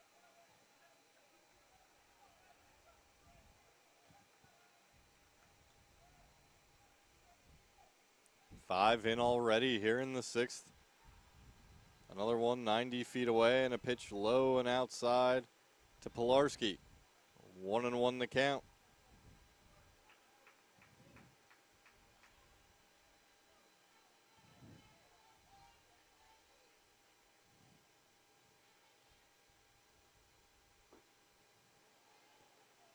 Infield in now for the Profs as they try to make sure that runner at third does not score on any ground ball.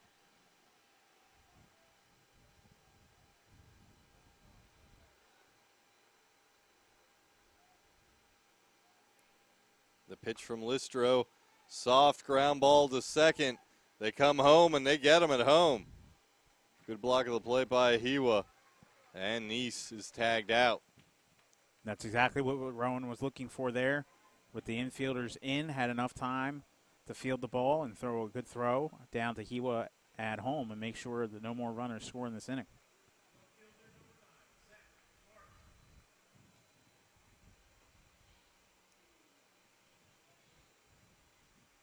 Zach Clark be the next hitter.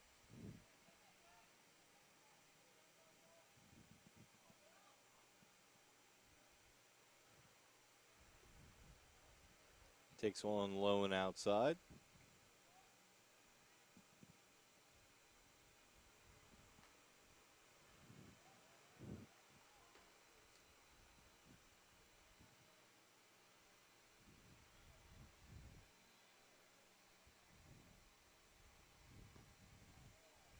That one misses. Rowan ranked second by both D3Baseball.com and the ABCA.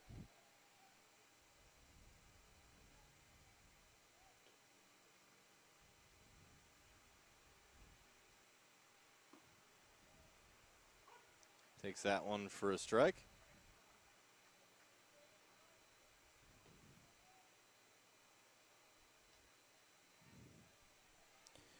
This game just showing you what this NCAA tournament is all about, is how much you can get from your pitching staff and how deep it is. Low for Virginia Wesleyan has just outpitched the Profs staff so far today. Runner in motion on that play. Clark fouls it off. We'll send Pilarski back to first.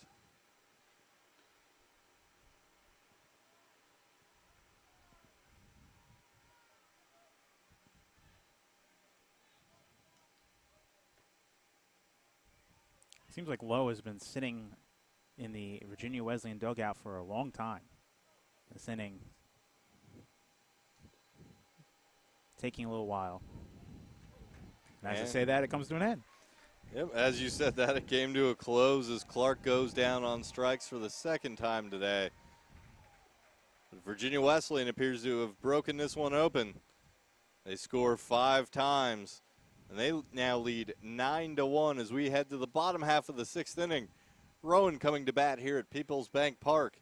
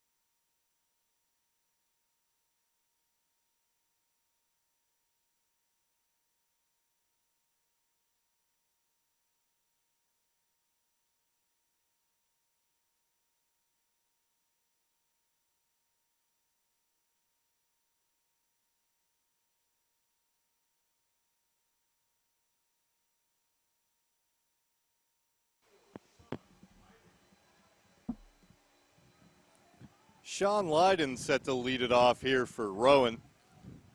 As we move to the bottom half of the 6th inning, Virginia Wesleyan just pushed 5 runs across. They've gone ahead 9-1. Lydon takes that one for a strike. He's 0 for 2 today. Rounded out twice.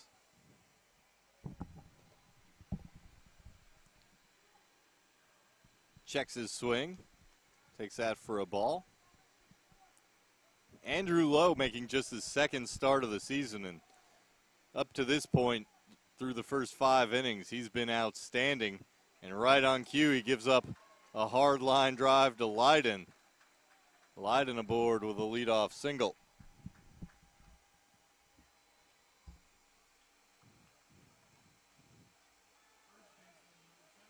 This will bring up Anthony Harold.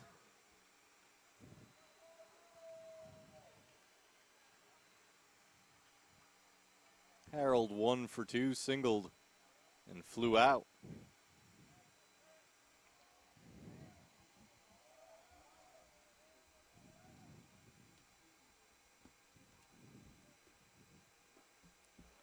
Down the middle for a strike.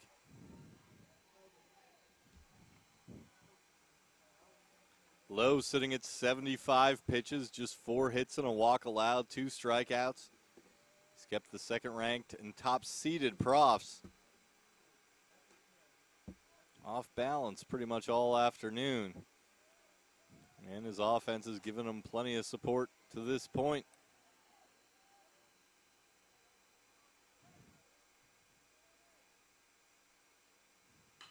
Swung on hard on the ground out to Kusmal, over to second. The return throw high, but he stays on the bag. Fallon keeps his foot on the bag there.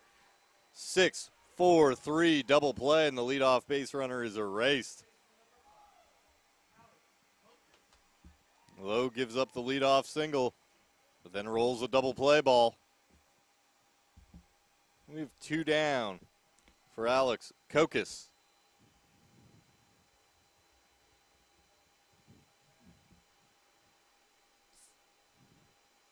That one's low and outside, bounces away. Kokas 0 for 2. Flew out, grounded out.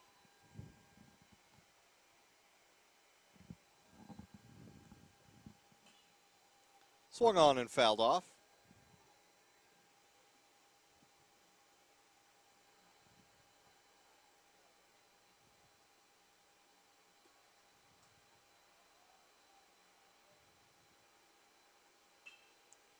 Line drive foul into the stands down the right field line.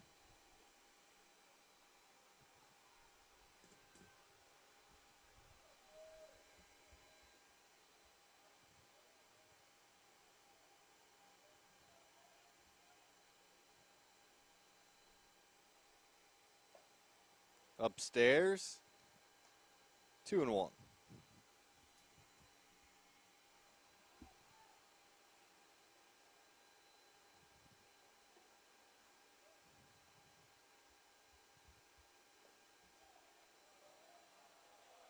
Check swing, the pitch misses maybe a little low, maybe a little away. 3-1. Or 3-2 rather. Line drive into short center field, and Kokas is aboard with a 2-out single.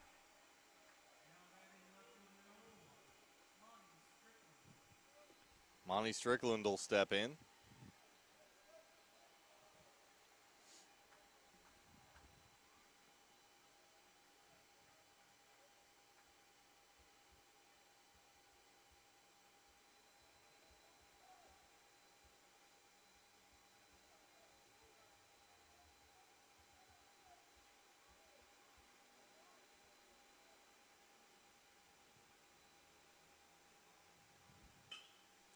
Hard ground ball out to second base. King scoops it up, throws to Fallon.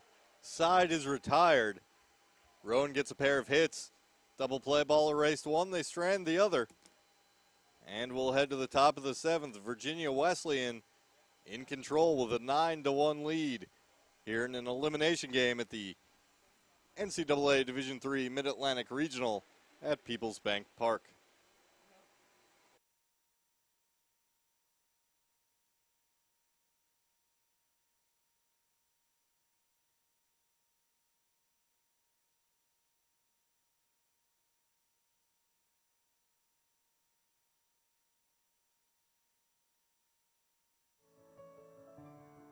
This is our It's On Us pledge.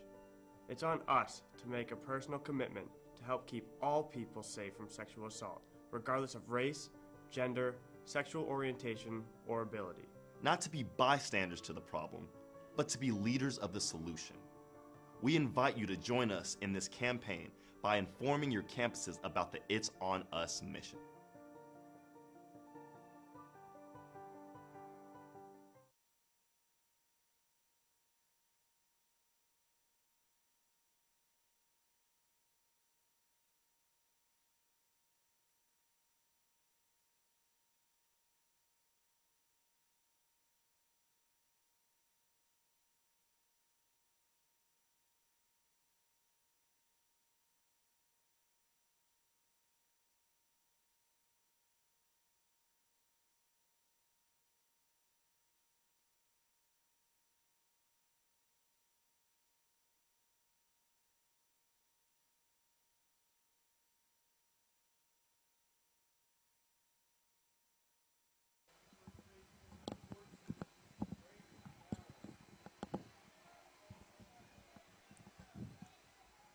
Virginia Wesleyan with an 8-run lead here as they come to bat in the top of the seventh. Brady Fallon 0 for 2 today. Hit by a pitch. Only time he reached base. Fouls the first pitch away.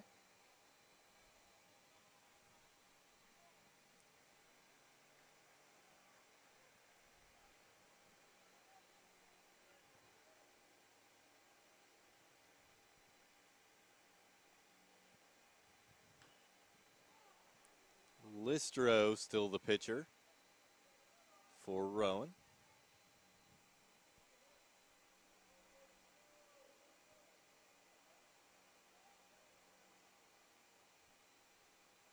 Listro came in with 1 out in the 6th and gave up a run on 2 hits. A couple inherited runners came home as well.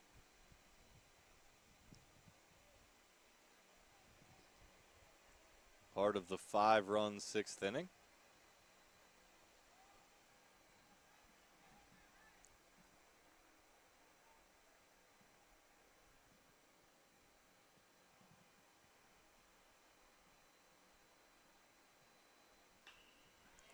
Hard line drive, short hops Schooley as he dives to his left. Can't make a play, and Fallon is aboard on first.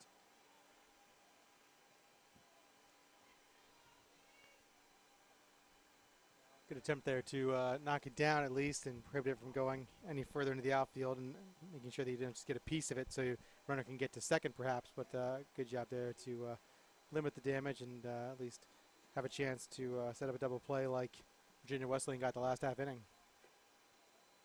And Rowan at this point needs to keep Virginia Wesleyan off of the scoreboard. They have 3 more at-bats of their own to try to make up this 8-run deficit. Obenauer, home run in his last at-bat. His only hit of the day.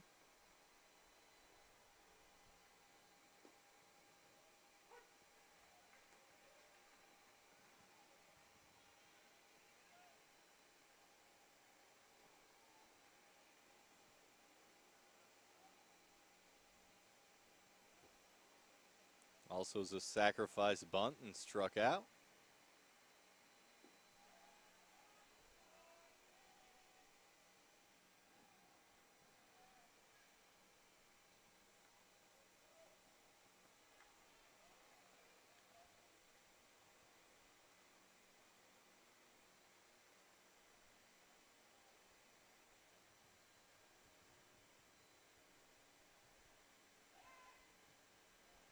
Pickoff throw over to first base.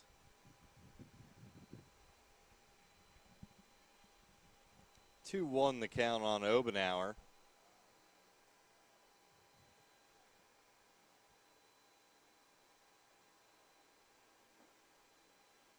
That's in there for a strike. Good pitch there. There's a swing on the pitch there. It's a surefire ground ball, so it's tough to want to swing at that one because you typically would know the result the minute you swing, and so tough to put a swing on that, but at the same time it's going to be called a strike if you let it go past. Obenauer will look for something more hittable. Fouls this one away. Stays alive. We'll do 2-2 again.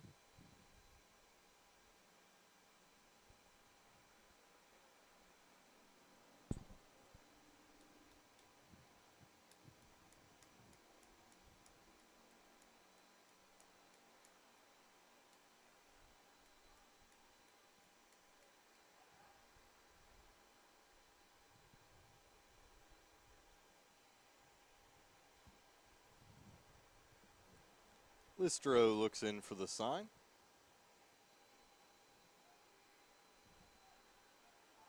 The pitch. Low. Ewa pumps towards first, doesn't throw it.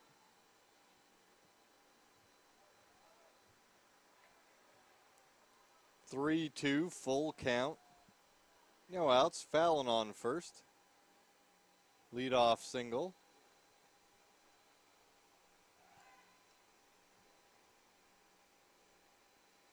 Listro says hi to the runner at first.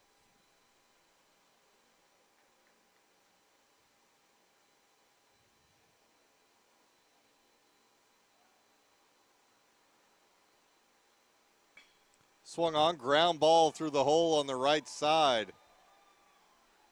And Fallon safely into second. 2 on and nobody out. First 2 batters of the inning, back-to-back singles.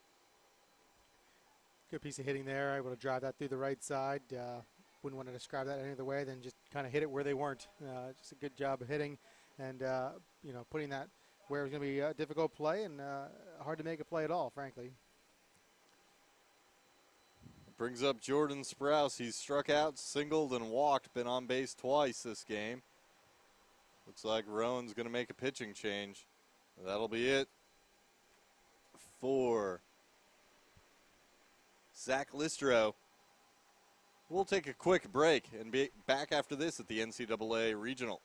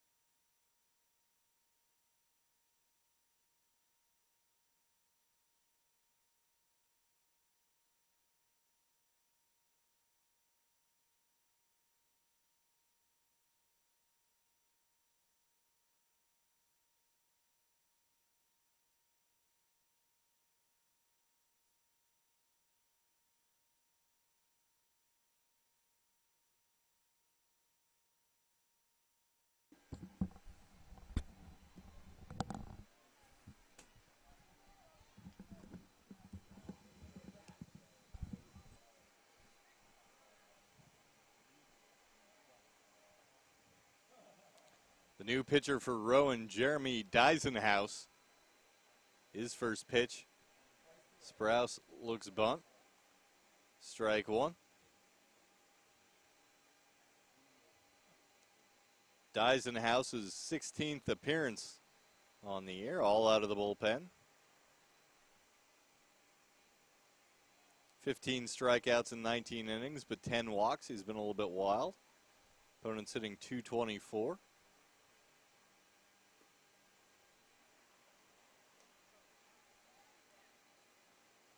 Sprouse takes that one for a ball. 1-1 the count.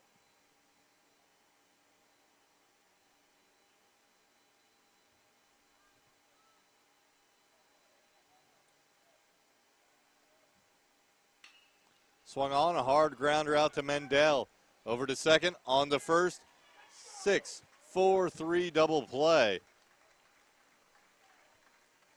Rowan needed that. Now there's 2 outs and a runner on third. Yeah, I was going to say, just what the doctor ordered there, double play ground out, and now a chance to get out of the inning with no runs against and try to do some work in the bottom half and chip away at this deficit. Dion Hammond, he's walked, singled, and reached on a fielder's choice.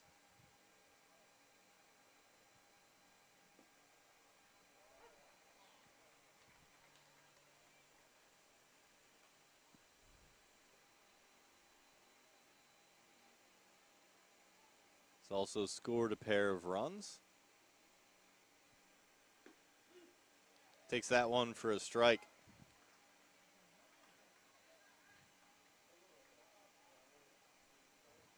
0-2 on Hammond.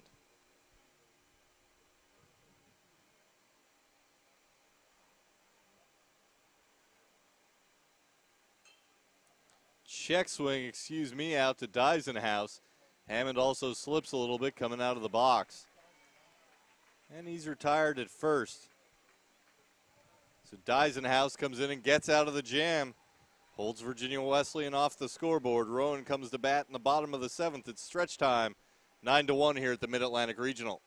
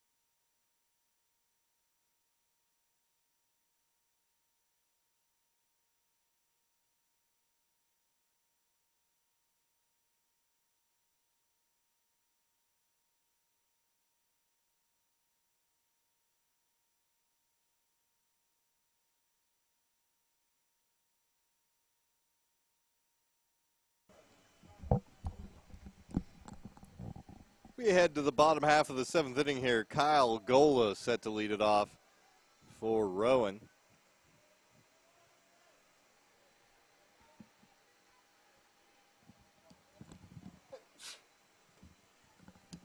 Gola 0 for 2 today. Struck out in the second.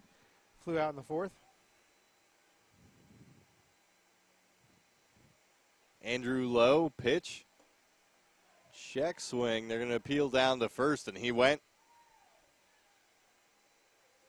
0-2.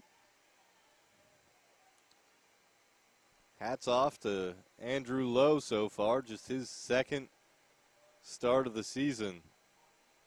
And he picks up his third strikeout of the day, gets Gola looking. Gola not happy. I don't think he agreed with the call on the check swing, and I think he might have thought that one was outside too. He had two tough calls. I mean, I think the check swing from here, again, we're above and behind. It looked like he did go around, and then that called third strike there. It looked like it got a piece of the outside corner again from here. Not the greatest view, but tough to take there. 0-2 for sure, that pitch. And Stephen Hewa takes a strike on the outside.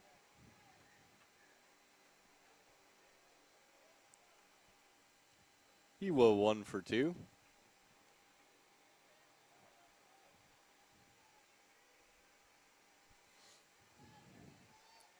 Single and a pop-up.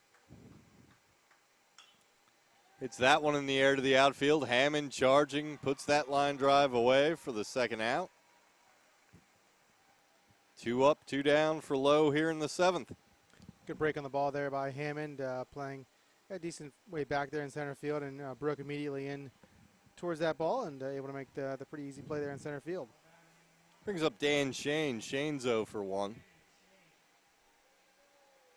Walked his last time up.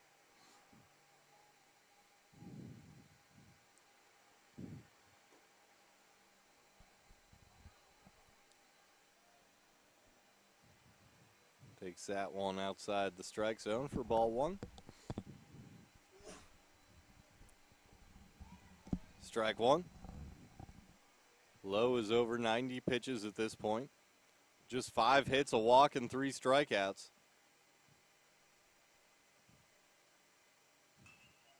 Fouled away. Shane definitely a player for Rowan you like to have on base to start a rally here with 2 outs. Speedy can get around the base paths pretty well. Turn the lineup over here for Profs.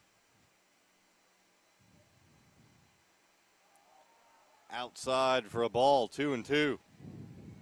That looked pretty close to the pitch that Gola took for strike 3, so I can understand Gola's, but maybe even he's a little upset. That wasn't a call through a strike. It was going to be a strike 3 on him. Swung on and popped up over towards the Virginia Wesleyan dugout.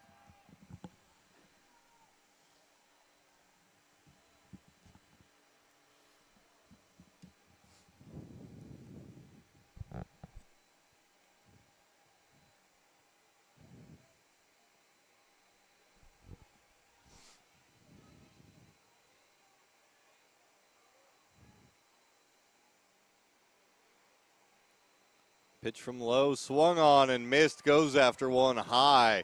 And that'll be the 4th strikeout of the game for Andrew Lowe, who continues to keep Rowan off balance. We'll head to the top of the half of the 8th inning. Marlins lead the Profs 9-1 here at the Mid-Atlantic Regional at Peoples Bank Park.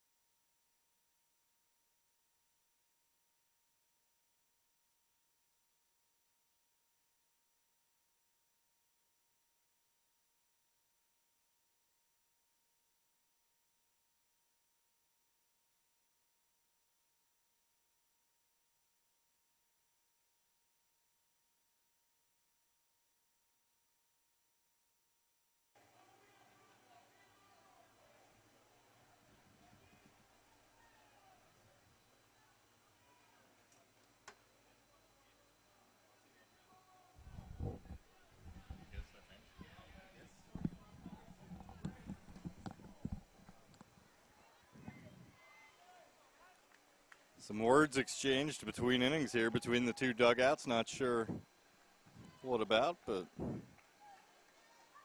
yeah, it was sort of strange. We were just kind of standing here, and some voices picked up from looked to be maybe the third base side, third base coach of Virginia Wesleyan towards the Rowan dugout. I'm not sure. Maybe he was trying to be peacekeeper. I'm not sure. The Virginia Wesleyan head coach came over then and tried to calm some things down. The umpires started calming things down, and everyone's sort of looking at each other asking what happened.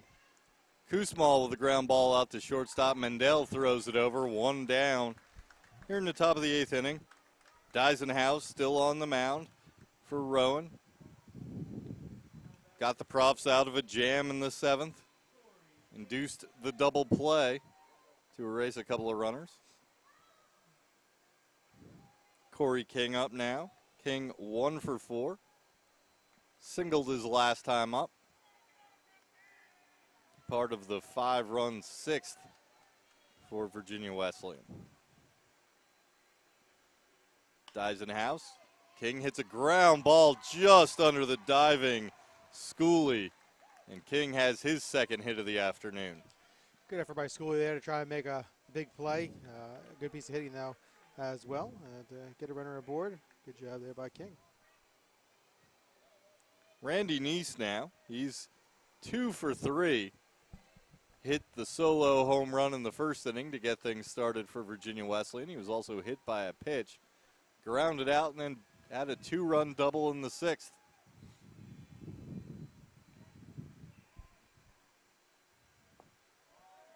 There's a ball, low and away.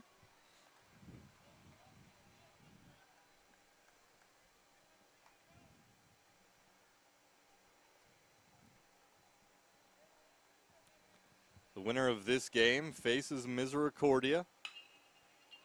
Ground ball out to shortstop. Mendel 6, 4, 3. Kokis over to Harold. Double play to end the inning.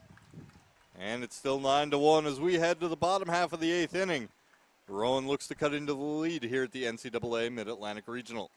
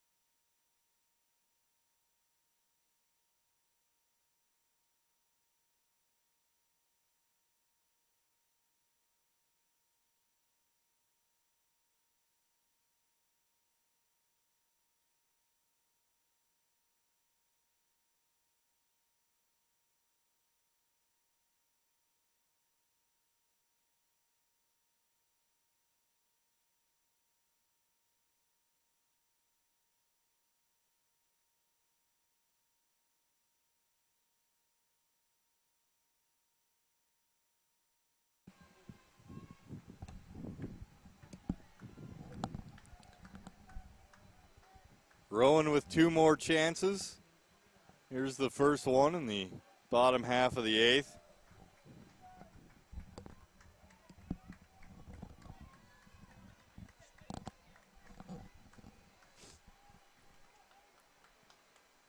Nick Schooley will lead it off. Grounded out, singled, and then in his last at-bat struck out.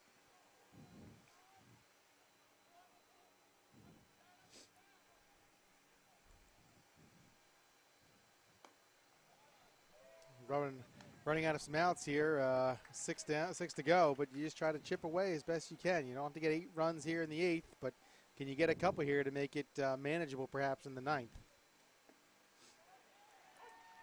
That's over for a strike. 2-1. Andrew Lowe out to start the 8th. He's gone the whole way so far for the Marlins. That one just misses. Maybe a little bit low, 3-1.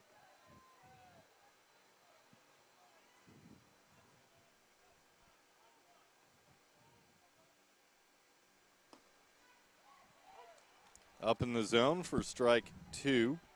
3-2 now on Schooley. Schooley hitting leadoff today for Rowan. So they have 1, 2, 3 here to start the 8th, so they've at least got the right part of the lineup coming up to bat if they want to try to start a late rally here.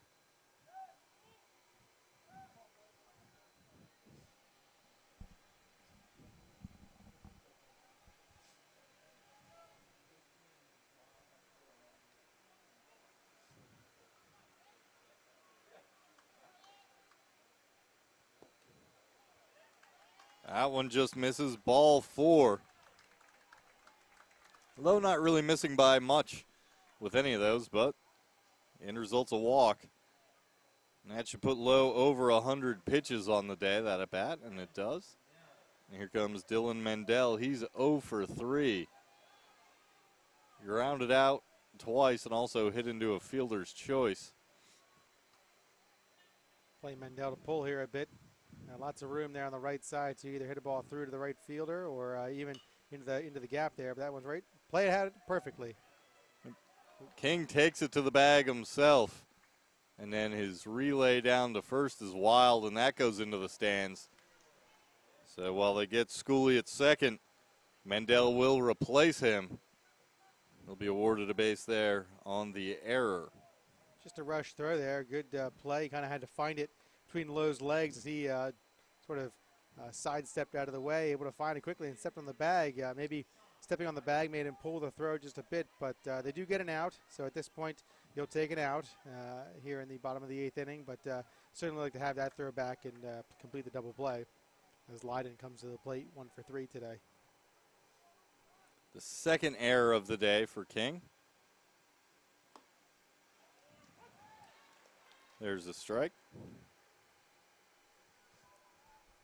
You mentioned Lowe up over 100 pitches here, and not something he's done at all this season. But again, giving that Marlins bullpen some time to rest, should they come away with this game, come away victoriously, I should say, they're going to have a chance to play again, and within the hour. So you'll have a full, maybe not a full, but certainly a large percentage of your pitching staff available for a game that you need to win in order to advance to tomorrow's games. Yeah, coming into the game, you'd like the score to be something to 1 if you're the winning team, but you'll take anything that gets you to that next game. And assuming Lowe, and maybe if he runs into some trouble somewhere, although there isn't even any action, I think this is his game. They'd leave him in there to give up a couple of runs probably. Maybe they'll use one more pitcher before this game is over, unless Rowan catches fire.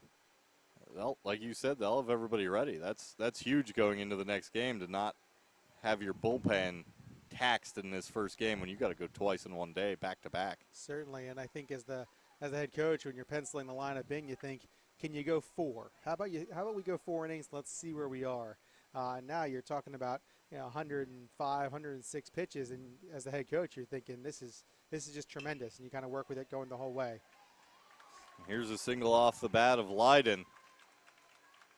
That'll drive in a run. Mendel comes home.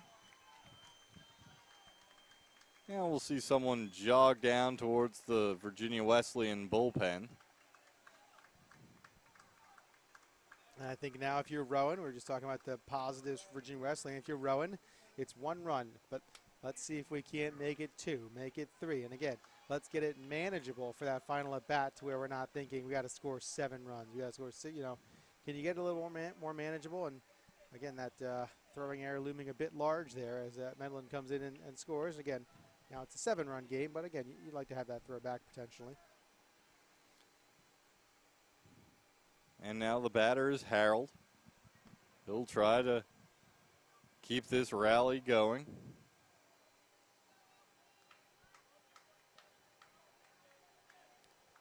The 2 pitchers who walked down towards the Virginia Wesleyan bullpen were number 37, Jay Kruzmeyer, number 31, Adam Brooks. Kruzmeyer, a starting pitcher, may have just been going down there. He could potentially be going in the next game. I'm not sure, to be honest, off the top of my head, who they used yesterday.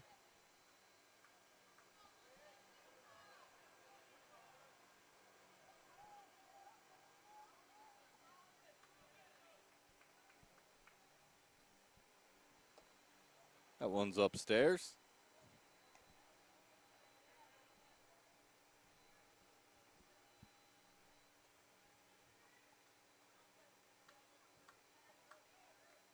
Kruzmeyer did pitch yesterday, so he may have just been going down there for moral support. Through 127 pitches. Hope they're not bringing him back I don't think on he's 0 days I don't rest. think he's coming in to pitch the second game. If he is, you can just erase this video with the part where we talked about to the depth of their pitching staff and how they had a lot of guys available. If he's going down to warm up for that, we'll scratch that from the record. Exactly. 3-1 on Harold. That 100-pitch barrier may have been large for Lowe here as his command has started to waffle a little bit. A walk. And you can't blame him here. He looks a little tired for someone who's been a reliever for much of the season and used to throwing, let's just say, between 20 and 40 pitches. All of a sudden you're pushing 110 almost here, and you can't really hold too much against him there as we're getting that high.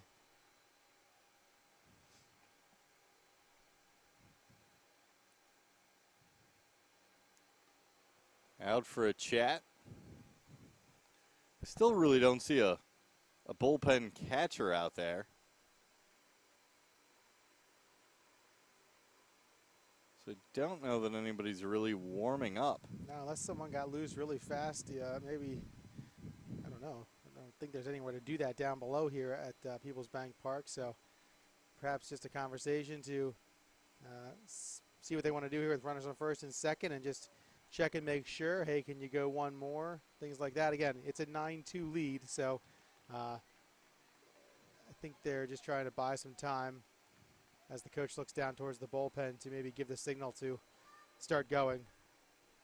I think there could have been somebody catching or could be somebody catching. It might be right up against that grandstand where we just can't see him. But it could also just be somebody sitting on the tarp. I'm not sure. I can kind of make out that there's somebody down there, but not enough to know what in the world's going on. If we've learned anything these past couple of days, we got to be able to see through the bullpen.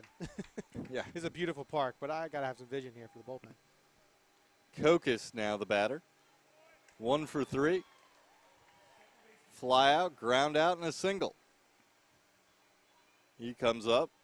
2 aboard, 1 out. Leiden at second. Harold, the runner, on first. Lowe delivers. Popped up, out of play.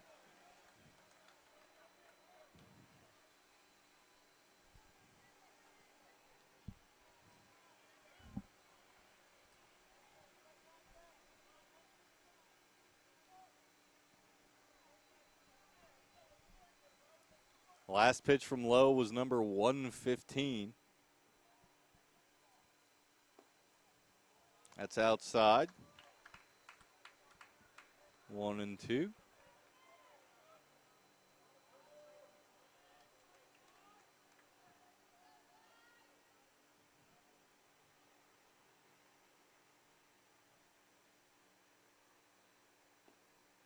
Bounces in the dirt. Good block by Sprouse. No movement by the runners.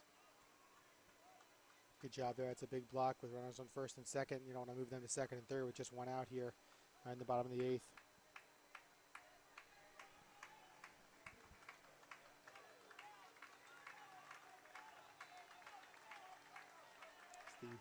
The Rowan faithful will try to get their team back into it here.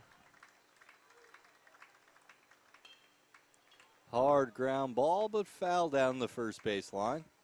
That was a stay-alive swing there, it looked like, by Kokis. Yeah, he sort of threw his bat out there, but, 2-3 feet to the left, that's hitting the bag and going into right field. So not a bad idea with the first baseman playing off the bag. Obviously, there's a runner on second, so no need to hold him on there. And, yeah, that almost worked.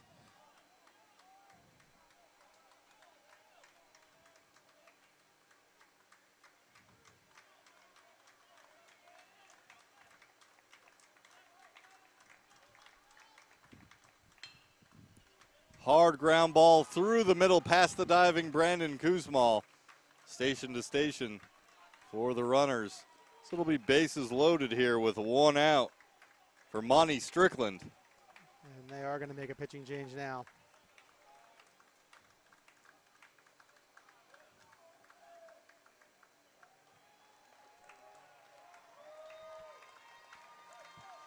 And with this pitching change on the way, we'll take a short break. It's 9-1 Virginia Wesleyan. 9-2, excuse me, Virginia Wesleyan leading Rowan here in the bottom half of the 8th. But the bases are loaded for the Profs when we come back.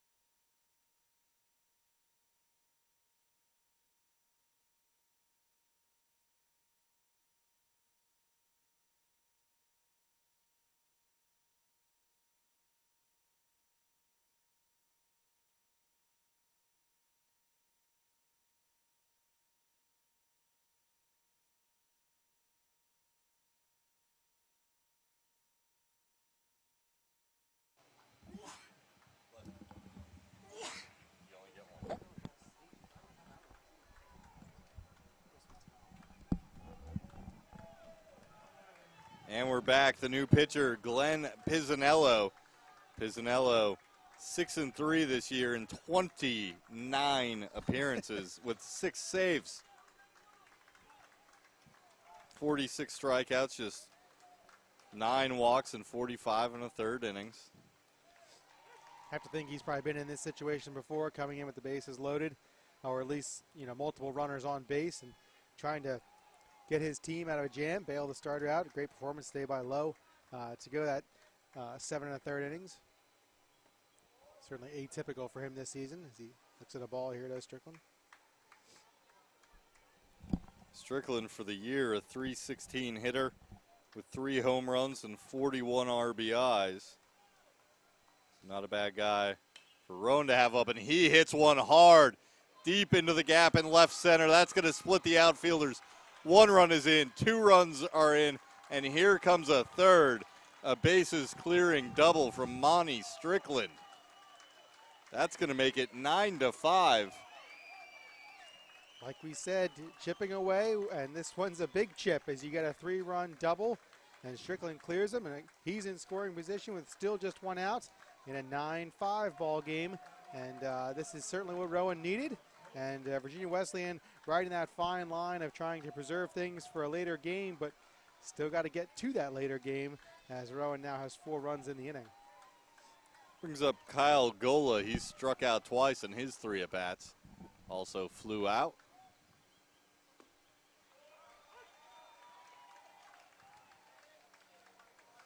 Gola looked at a strike on the outside corner his last time up.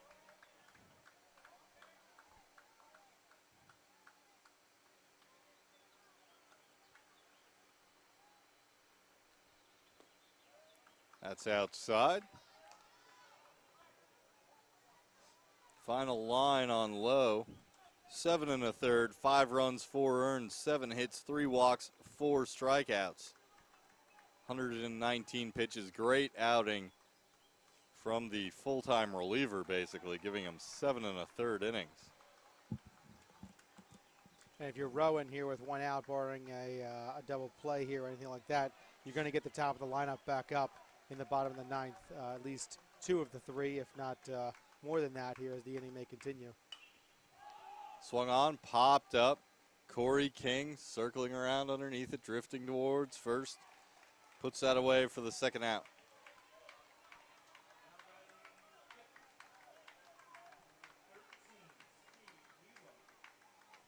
Steve Hiwa, 1 for 3.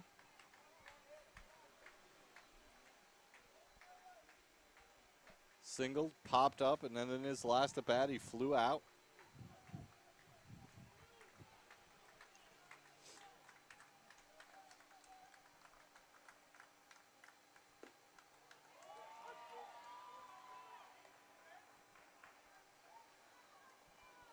A base hit here could make it a 3-run game. Just like you talked about, Zach. You don't need to get all 8 here. Just get within striking distance.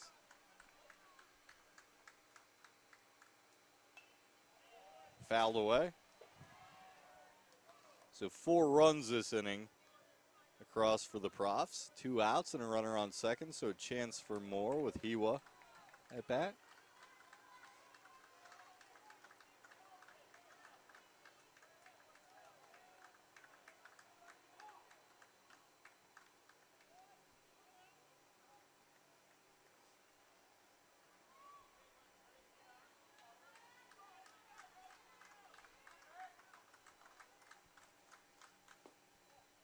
Outside.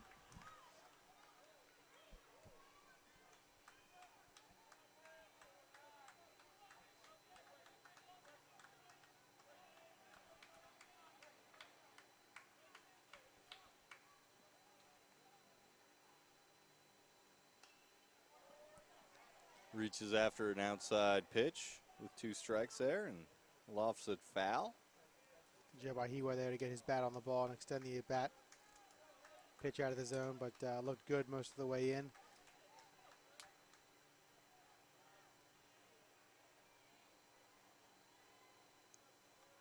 Pisanello. Hiwa swings and lifts it in the air out to right field, and Neese puts that one away. The 3rd out. That'll end the inning. Rowan gets 4 runs back. It's 9-5 as we head to the Marlins half of the 9th.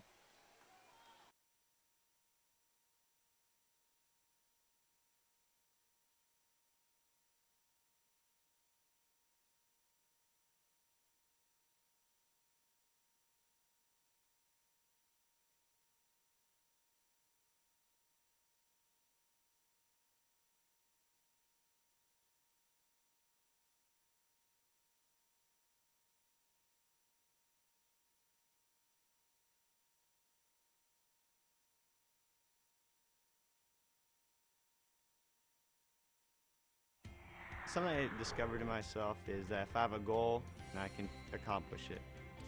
It's a well-rounded experience. At a Division III school, you primarily a student athlete, so the school is really shaped around you developing yourself as a complete individual. It helps a lot that you have a family with your team that can guide you.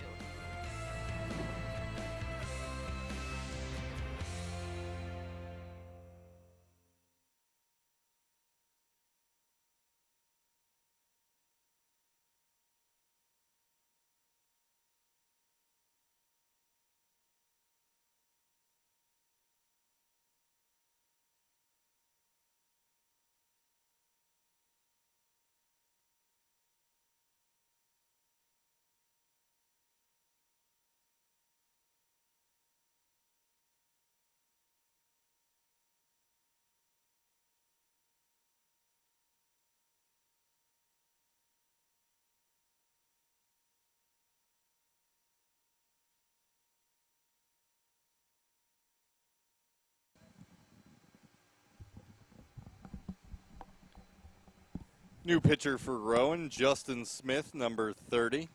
He'll enter the game. And Jacob Pilarski, the cleanup hitter for Virginia Wesleyan, will be first batter he faces. Pilarski, 2 for 4, a pair of singles in between a ground out and a fielder's choice.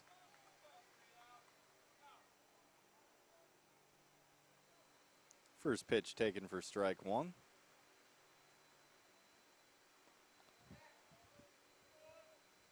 Breaking ball. Breaks back in towards the plate, but not enough.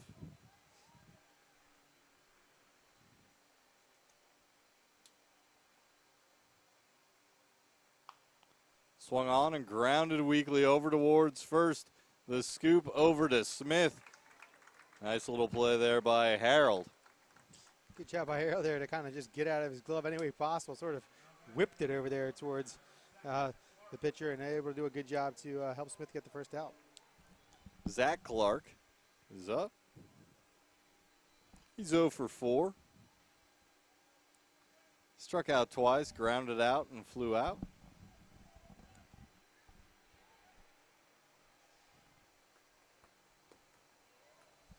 Outside.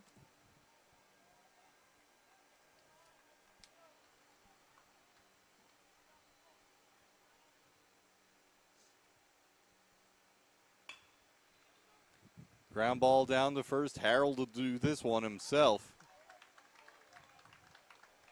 And 2 away. Good job by Harold to just stay down in that ball. It's easy. You see the runner sprinting down to first base. You want to get up and get to the bag. Good job to stay down, make sure the ball's in the glove, then take it yourself there. Brady Fallon, 1 for 4. 1 for 3, excuse me. Sorry to interrupt there, Jeff. The American flag blowing pretty heavily to the right side there towards the first base dugout.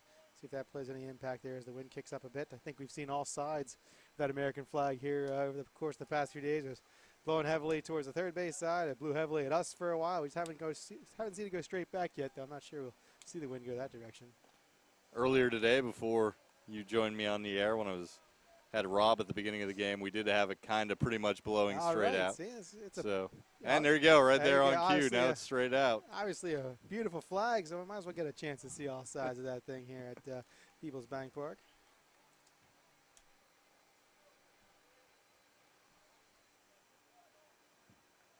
I was telling my brother as I walked in, who's keeping stats for the game, that I live about 15 miles away here from the park. As ball popped up in the air, I'll let you complete the play. That one flies out. Oh, lost in the sun by the right fielder. Gola loses it, and then he slides in safely. They had a chance to get him at second, but Fallon beats the throw. That looked very routine, and then all of a sudden at the last second he kind of lurched back and it dropped next to him. I don't know if he lost it in the sun or what Didn't happened. look like he was having any trouble as Gola went over to get the ball. I didn't see him put his glove up and try to shade. I don't know if he took his eyes off at the last second as Shane was coming over. I'm not sure. It just sort of dropped. yeah, I'm not quite sure what happened there. It's a double for Brady Fallon.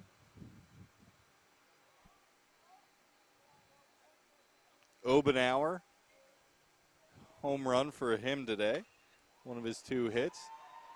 And this one, high in the air out to center field, and Dan Shane sprints back, puts his hand up, and squeezes that one for the 3rd out. So no harm, no foul on that ball that got lost in the lights. Rowan needs 4 in the bottom of the 9th. And we'll be back in a minute here at the NCAA Mid-Atlantic Regional.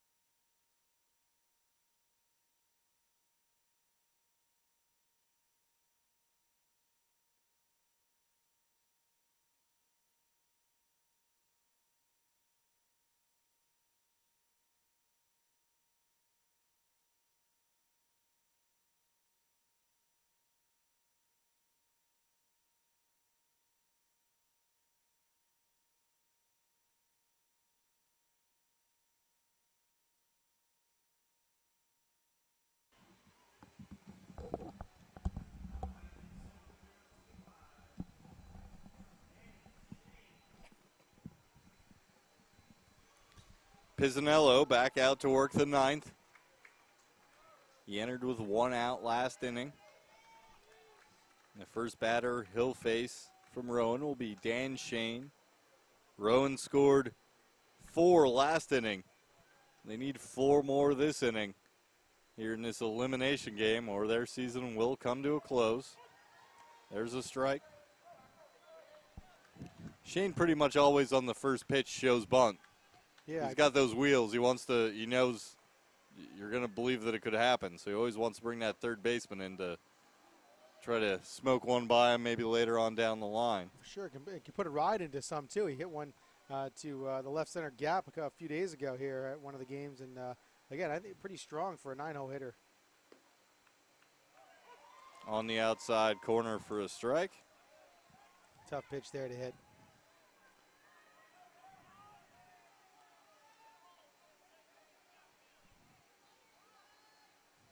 The 1-2 pitch. Outside, ball 2.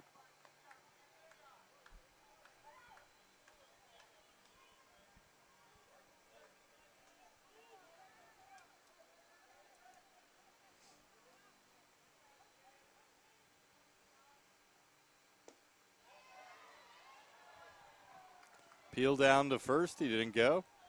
Good job by Shane there to hold up. He wanted to, but he able to hold it up at the last second.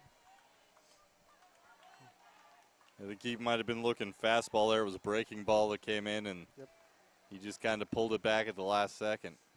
3-2, the payoff. 2 hopper down to third. Obenauer across, 1 away.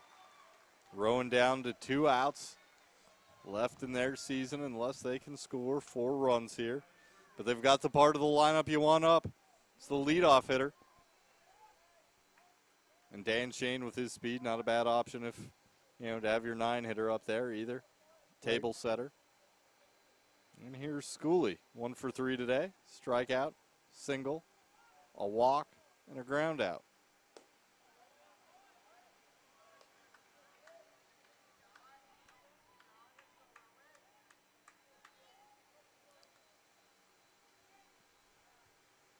The 1-0. Low for a ball. Last inning, I think only one of the first 5 or 6 batters had an out recorded against him. As Rowan looks to do that again and extend this game.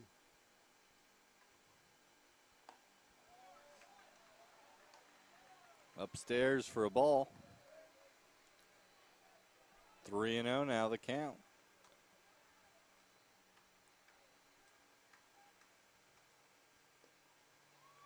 That's over for a strike.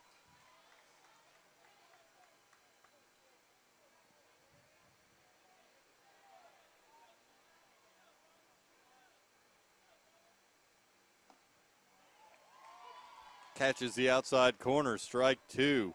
Good pitch here on the outside part of the plate. Pisanello gets the count back to full. And the pitch to Schooley. Hard ground ball, Koosman. Koosmal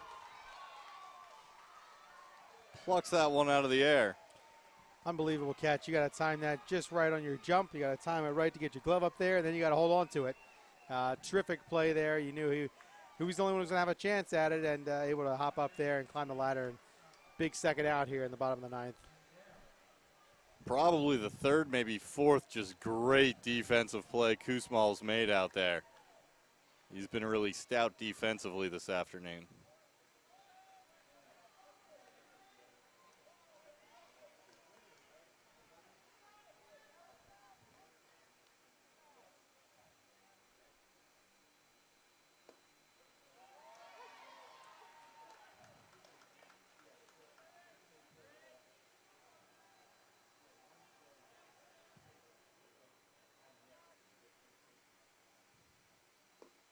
Swing and a miss by Mendel.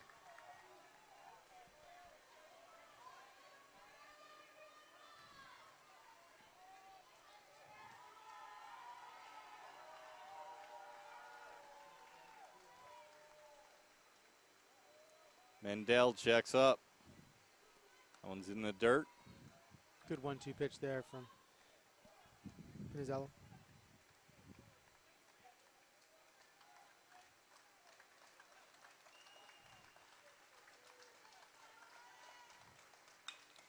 Swung on, out to short again, under the glove of Kusmal this time. And a single for Mendel. I'll be honest with you, with the way he's been out there defensively, I expected him to make that play. Just anything, anywhere on that side of the field, I'm expecting Kusmal to just pick it up and throw it over for the out, pull it out of the sky, whatever. That's right. It was not a routine play. Had to go pretty far to his left, and the ball was almost past him when he reached down as it was. So Rowan extends its life one more batter, and this is what they need to do is get some base runners on here down by 4. Leiden 2 hits today. He's had a great regional tournament for the Profs.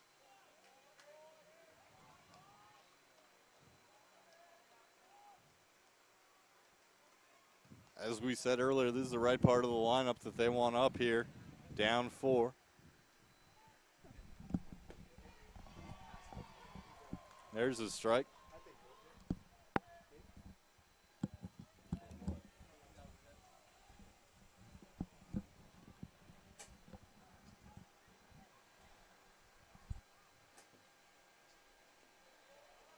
That's a ball.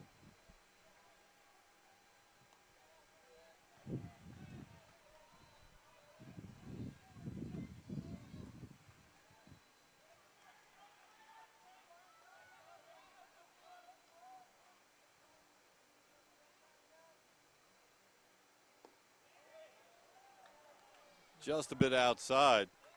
Tough pitch there. Looked pretty good. Just missed the corner, I guess. Pisanello working from behind, 3-1 on Leiden.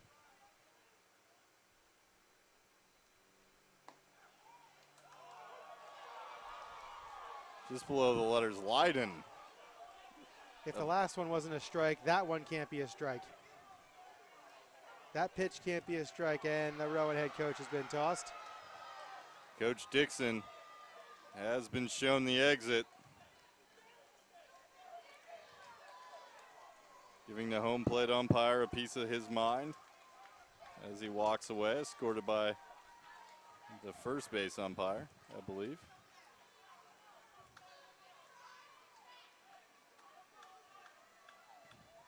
If the 3-1, if the 2-1 pitch is a ball, the 3-1 pitch, that can't be a strike.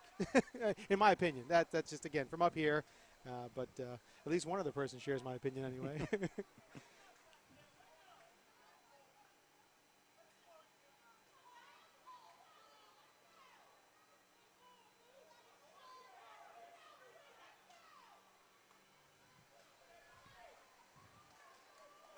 Now if you're the batter, Leiden,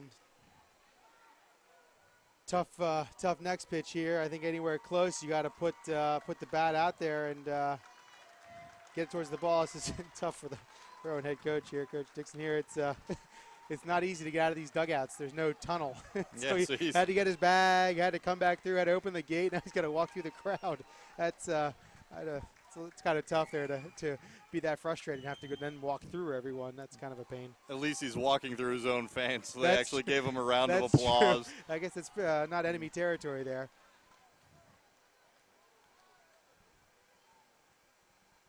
Runner goes. Hard hit ball into right field. That's going to get cut off. It'll be a long single. They'll stop Mendel at third.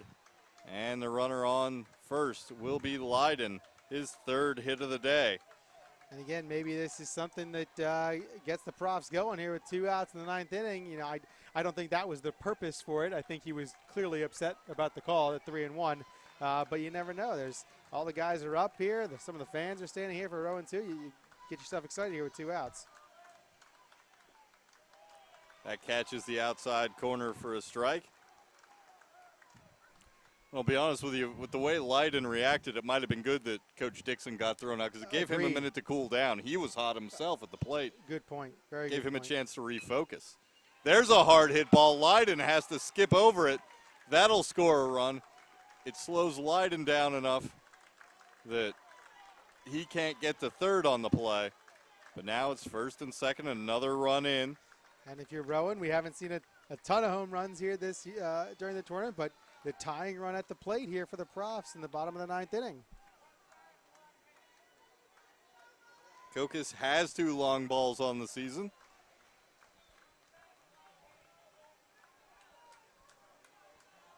9-6. The tying run at home plate.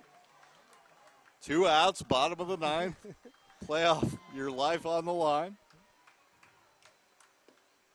First pitch down the middle for strike 1. And for Pisanello, that's pitch 38. Again, he's had some multiple inning relief appearances. Actually, at this tournament, he had one earlier, too. So not uncomfortable for him, but at the same time, these guys are starting to see him now. A lot of pitches here, but now 0-2. Last one tipped into the glove. So Pisanello gets ahead of Kokis, 0-2. Steve Strickland on deck, had a bases clearing double his last time up. Time called. Kokis steps out. Now he's back in.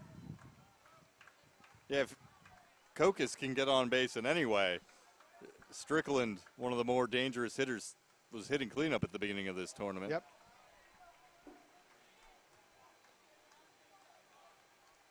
If at any point you hit cleanup for a team ranked number 2 in the country, you can swing it a little bit. So let's see what Kokis can do here. Pisanello trying to close the door. Non-save situation. He entered in a 9-2 game. That's outside. 1-2. You hit the target, but Sprouse, I think, was set up outside the strike zone. There, yep. So that might have looked good to some of the Virginia Wesleyan people in the stands, but I think the catcher was set up outside. He certainly was on that one. But here's a high fly ball to right field.